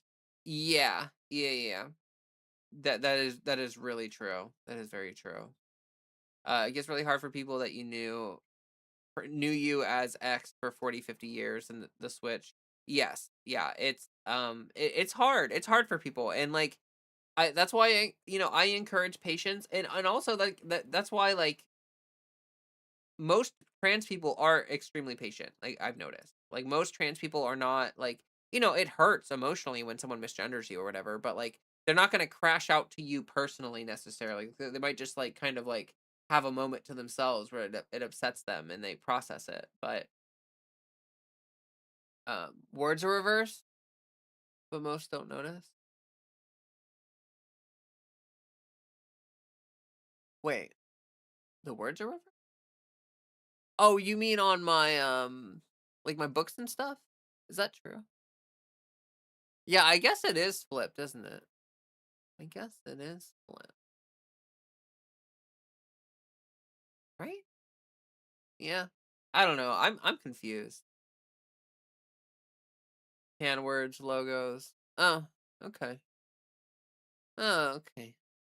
Yeah, like liquid death. It just, yeah, you can't read it. Yeah, I see what you're saying.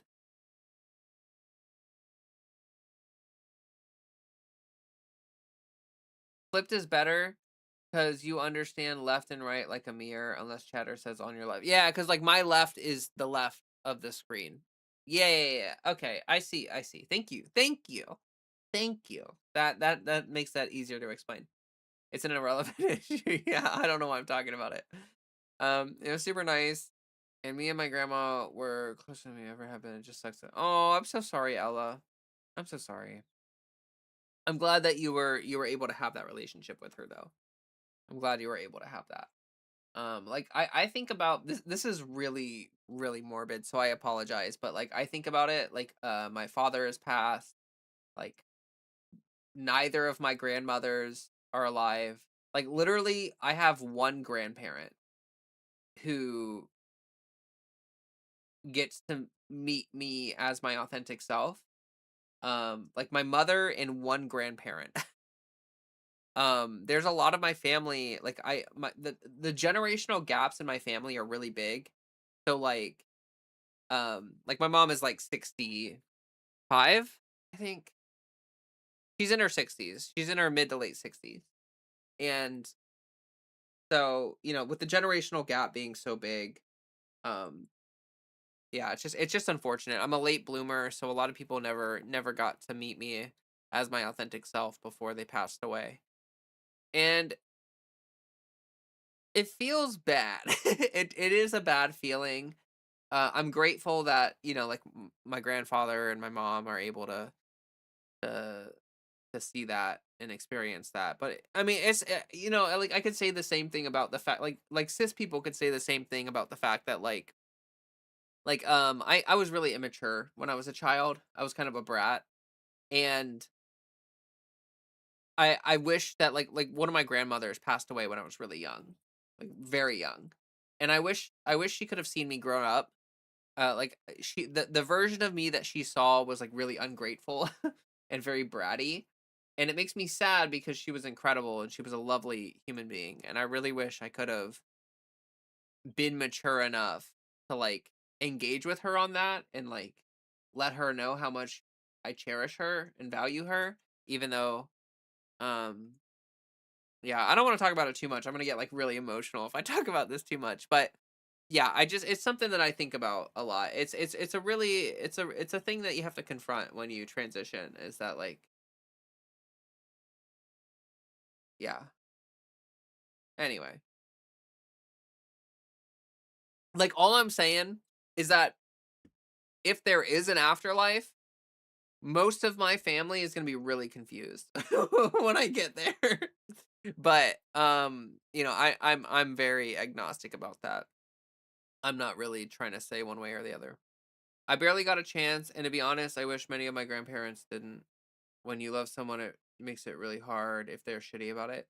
Yeah, I get what you're saying. Like I think probably I think one of my grandpas, the grandpa who's already passed away, I think he would have been really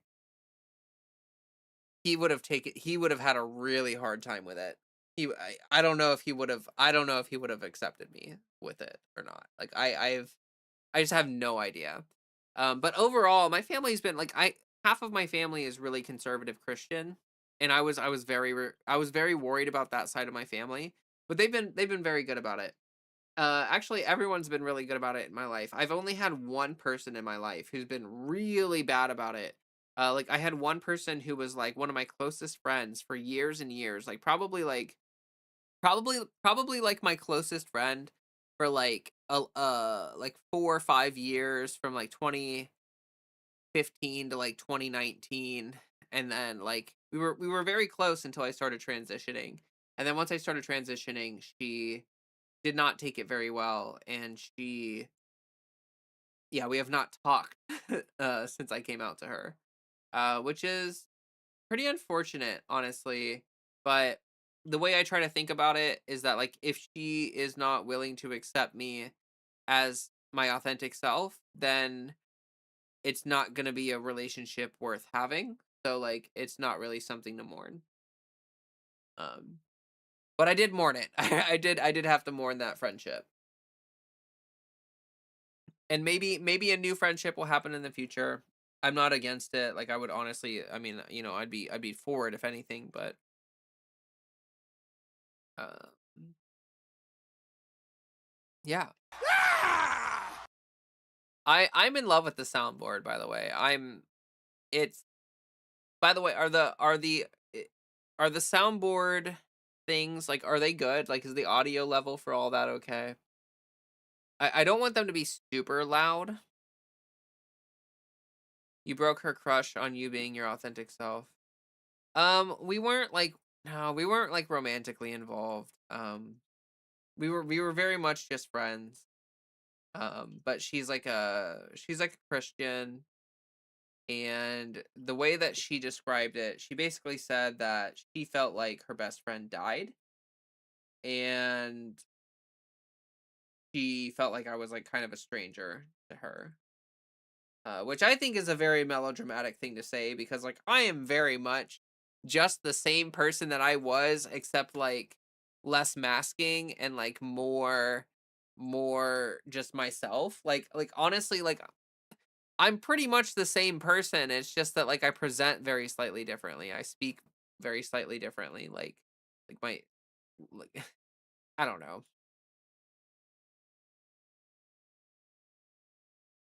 They're about right as far as levels on mobile. Good. I want it to be slightly quieter than my voice, but like pretty much the same volume as my voice. We need an audio of Freddy meowing for the soundboard. That would be cute. That'd be hard to get. I can try. Maybe just a hair loud, but not worth fiddling with. Better for it to be clear. Oh, okay. Gotcha. Just stop caring when people call me the wrong pronouns or the wrong name because somebody else who is a non-binary friend told me you shouldn't care. You know what you yes, exactly. Yeah. Yeah, you have to have this confidence in yourself that like, hey, like if someone misgenders you, they just don't know you. And like you know yourself.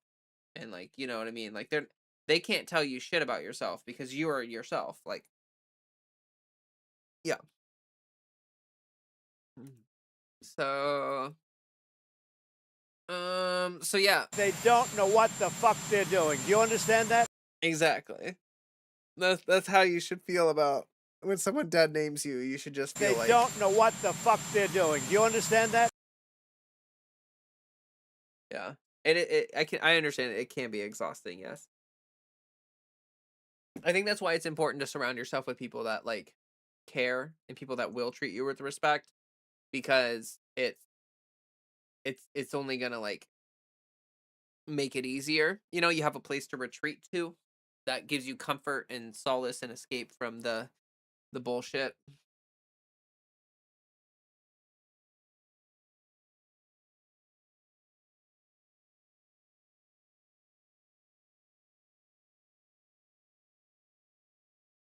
I love this soundboard so much. I can't wait to add more to it.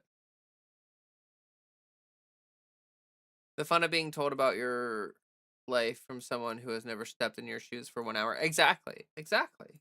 And humans love to do that. People love to do that. Soundboard, thumbs up. I'm glad people like the soundboard. I was a bit worried that people would think it's annoying. I was really scared that chat was gonna be like, "Oh God, this shit again." I can't believe that we're maintaining the viewership that we're maintaining this late at night. Cis people get misgendered, and some people don't pick up on stuff like that, so they misgender people often. It's not always a knock on your parents. Yeah, no, exactly. I mean, like, before I came out as trans, I can think of a number of examples of times where I've misgendered people. Like, guys with really long hair where you're like, "Oh, ma'am," and they turn around and it's a guy, or I remember one time, working a food job, this one guy I was working with, he was cashing out this lady, and she was older, so she had, like, some facial hair, like, she was just, like, whatever, and the guy that was cashing her out, he was like, "Everything tastes okay for you, sir?" And I walked up behind him and I slapped him on the back, and I was like, "I'm sorry, ma'am. It's just been a long day." And she laughed, and Rob got really really embarrassed. But people do that shit all the time. Like, people misgender people all the time. Like, I have a friend who has a really deep voice. Like, her voice is way deeper than me. Um and she gets misgendered because of her voice. Like, people will think that she's trans or something because of her voice. And it's like, no. I mean, you know what I mean? Like, she doesn't have an identity crisis when that happens because it's just her voice. Would you port the soundboard to blurp donation sounds on Twitch? Toggle on and off for video recordings. You do you mean do alerts and stuff for Twitch, um follows and stuff? Cuz I definitely want to do that for sure. But oh, my Twitch bitrate seems to be very bad for some reason. Why does it say 8,000 is bad? I'll bump it up a little bit, but I thought I was supposed to have it at 6,000. Here, I'll put it up to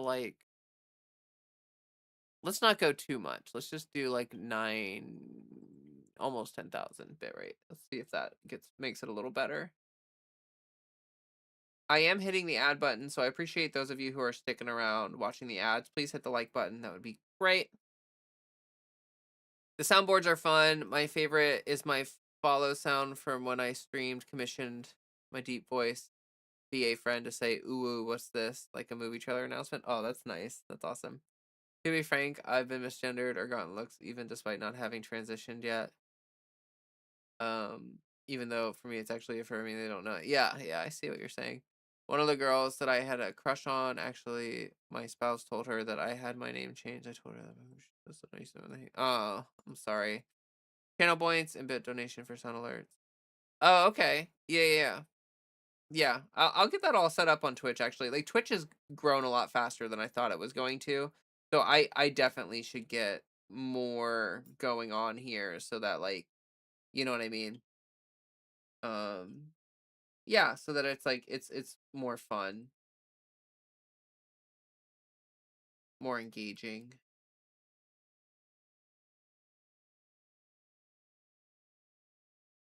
Gotta love unlikely allies. Yeah.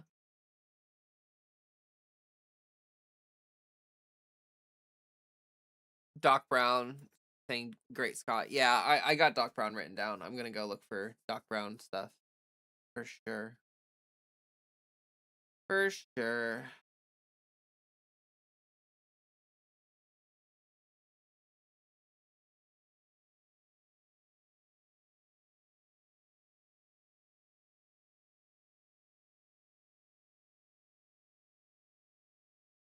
The soundboard things are awesome. They're perfect, and it's perfect timing when I do them. Yeah, I'm trying to do it at a relevant moment so that it's not just like completely random. I think that's kind of like it's like comedic timing, like you got to have the comedic timing. Do it at the right time.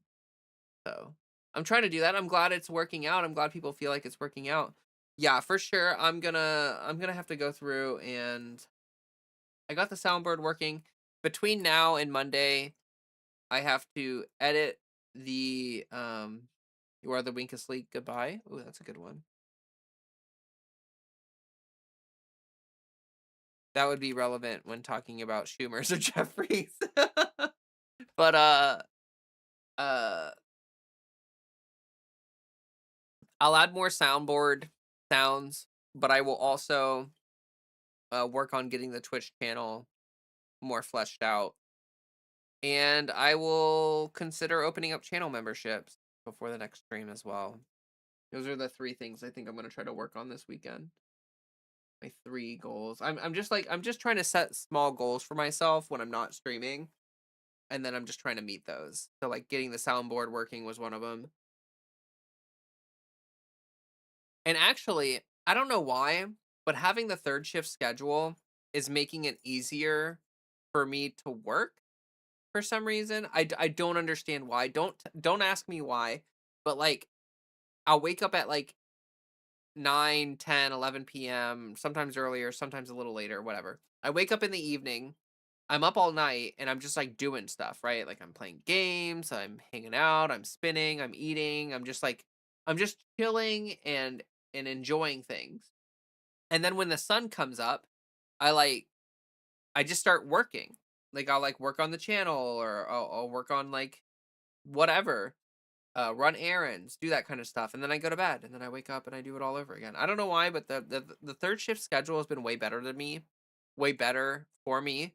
I Yeah, it's all a work in progress until you know the ropes better. Yeah, true. Don't overwhelm yourself. That's how you get frustrated with yourself and burn out. Yeah, yeah, true. I feel like pretty good. Sometimes I cancel stream because like I'm just still trying to get used to the schedule, but I feel like I'm getting a little bit more consistent over time, and it's just a work in progress. Like I'm just trying to get the hang of it, really. But so far so good. So far so good. I love the productivity. Don't burn yourself out though either. Oh, I won't. I won't. And I'm still taking time off, and like I'm not like over. Trust me, I'm not overworking myself or anything. I promise you. But um, I guess like the past few weeks have been really bizarre. Just like transitioning from work to YouTube, and then like really being in it and like doing it. It's it's been kind of surreal actually, to be honest with all of you. Like I really hope that this can work out. I really hope that I can make this work long term, and that I can like make my living doing this. That would be very sick. I'll probably still get my massage license and potentially, do some of that. I might have to, but if I don't have to, then that would be. I wouldn't complain about that. That's for sure. That's for sure. Well, we managed to go the whole stream without me having to resort to news and politics to get you know the content for the stream. I was earlier. I was considering doing some news and politics because I wanted to look at the Epstein stuff that just came out. But I'll look at that after stream.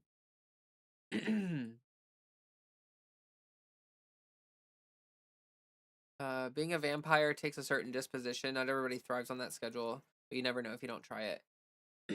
Yeah, I've always done like I've had the 2nd shift schedule for a long time where you like stay up until like 4 in the morning, you sleep until like noon or 1, and then but like honestly I like the 3rd shift schedule more because like here's my rationalization for it.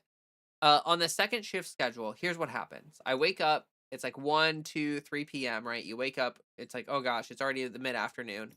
And it's like, oh, I need to like figure out food, and I need to like run errands, and I need to do this and that. And then if you wake up at like, in the afternoon, like you're running on a tight clock here.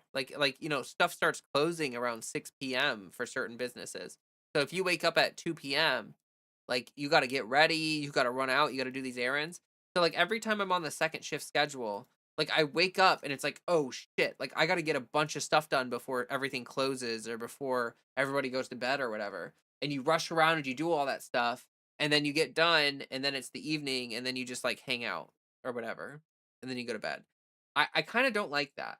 Like I really like how with the third shift schedule, I wake up, it's nighttime, I can chill, I can make my tea, I can wake up, I can make some food. I've been cooking a lot more because like instead of waking up and running errands and getting food while I'm running errands, I wake up and I like eat, I like take care of stuff, just chill around the house. And then once the sun comes up, go out, run some errands, do a little bit of cleaning here or there, do a little bit of this, that, and then decompress for the rest of the morning, afternoon, and go to bed and wake up again. It's just really nice. I don't know. I like it so much. It's at the very least it's better than second shift schedule, and I refuse to be a morning person. Like if anything, I've been more of a morning person lately because I'm like up at 6 in the morning every day. Like I'm up in the morning. I'm watching the sunrise. I just miss the sunset because I'm sleeping when it sets. Um anyway, I've been pumping ads into stream. Thank you for those of you who have been watching. Go ahead, hit the like button if you haven't already. We've got a Discord, and I got the link tree pinned in both chats. You can follow that link tree through to the Discord or to all my other socials, Twitch, YouTube, whatever platform you want to check out. I've got Instagram where I share like my flow arts content, stuff like that. If anyone wants to watch any of that, that's super cool. I'd be down for that. I didn't talk about flow arts at all on this stream, but I actually got accepted to teach. Oh gosh. 6 a.m. is so early. Yeah. Yeah. Well, I mean it's late for me actually. It's like halfway through my day kind of sort of. More than halfway through. It's like my late afternoon is 6 a.m. But oh shoot, what was I talking about? Oh yeah, I got accepted to teach at a festival. By the way, chat, I got accepted to teach flow art stuff at one of my favorite festivals this next season. So that's exciting. I'm putting out some more applications. I'm gonna apply to as many flow festivals as I can. And yes, I don't see no stinking ads. Yucky, premium worth it. I agree so much. Premium is amazing, and also thank you for watching consistently. If you have premium and you're watching the stream, you are like handing me money. Well, not you, but like Google is handing me money. YouTube is handing me money. Everyone who's watching on premium, like I get like more money, which is great. Flow art BRB screen while busy. Yes, that's actually a great idea. That's such a good idea. Oh, you know what? Oh, you just gave me like the best idea ever, Ashlyn. I that's such a good idea. Like I just had this idea. I need to hire an artist to do like art for the channel. And one thing that would be really cool would be like it'd be like an AFK screen, but it's like a sprite. It's like a sprite art of me like spinning Oxbow or something like that. And yeah, it would look like a video game, basically, but it would just be like a BRB screen. Like it would say like paused or something, or like it would just have like an idle animation. Um, oh, that's such a good idea. I really need to figure out art for the channel. That is very true. I have not done that, and that is definitely something I should invest in. Nah, it's me. I write the checks at YouTube. You are the one. You hold the power of the purse. Ideas are free. I'll forget in an hour. uh, yeah, I need to do some art for the channel for sure. Like get some of that going. I just don't know how to go about it, honestly. That has been the biggest issue, is that I don't know how to choose an artist. Like, I don't know if I should do an art contest and then like hire the artist who wins the art contest, or if I should like do the art contest but then say like whoever wins the art contest, like I'm going to use your art. Like you win but also I get to use the art. So it's basically like a bid for, dude, I don't know. Fiverr? Fiverr is not a terrible idea, actually, but I feel like I would want to possibly try to hire someone from the community first before resulting to Fiverr. Like, I think I would want to try to, like, if there's someone in the community who wants to do the artwork for the channel and like it like would be down to do that, I would definitely feel better about paying money to someone who's like a community member than just some random Fiverr person. But I need to start talking about that more. Like I just need to like try to find people. Another time more recently, I was at high school here, happened to be a game. I didn't know.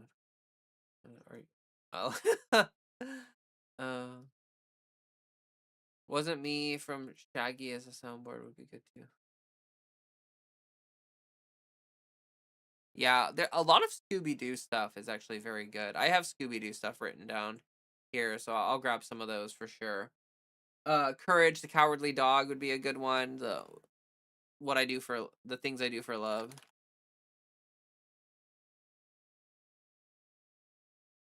Um, yeah, there's a lot of really good SpongeBob clips. Oh God, there's so many SpongeBob soundboard. I just wrote SpongeBoard on my.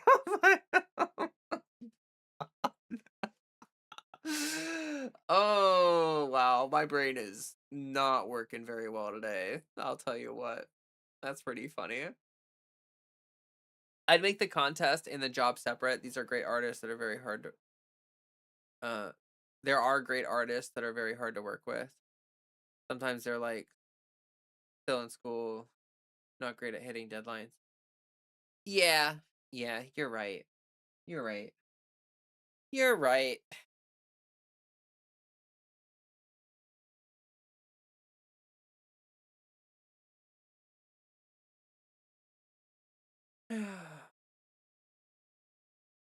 Anyway,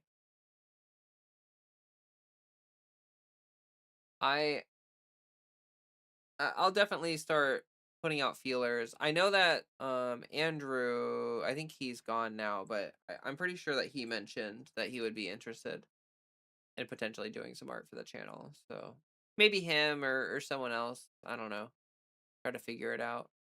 All right. Well, I've definitely got a lot of stuff to do for the channel and everything. Got a lot of work to do.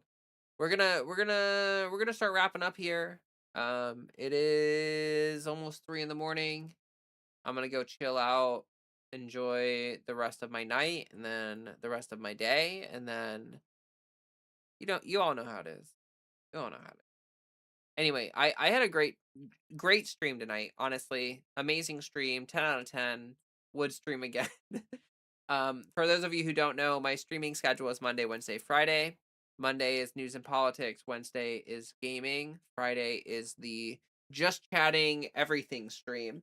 So Monday I will be back with some news and politics, and we will be talking about how dystopian and shit everything is. 3 a.m. It's only midnight. You're probably West Coast, aren't you? I'm definitely East Coast. East Coast. But yeah. If any of you have any soundboard ideas, while I'm offline, you could just like send them over Discord or something.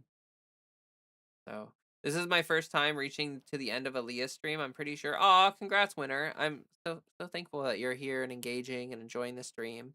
It's really great to see people in here. I appreciate all of you. You, Ella, Ashlyn. I mean, there were a lot of people who were here, kind of like for a long time. JB. Um, so many people, really active stream, lots of great conversations, lots of great things. I think the video is going to turn out really well. I'm pretty excited about it. I think it's all great. So I appreciate all of you. Thank you for the engagement, for the chatting on the stream, and for all that wonderful stuff. And I will catch you all next time on Monday. So until then, just make sure you drink some water and stay hydrated, and drink some water and stay hydrated. And with no further ado, out. Deuces.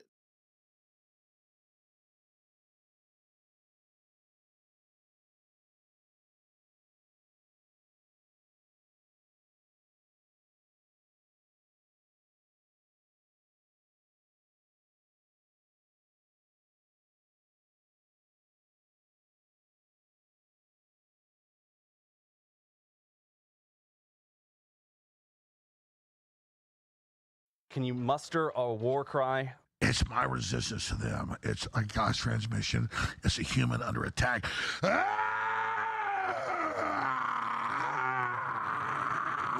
Ah!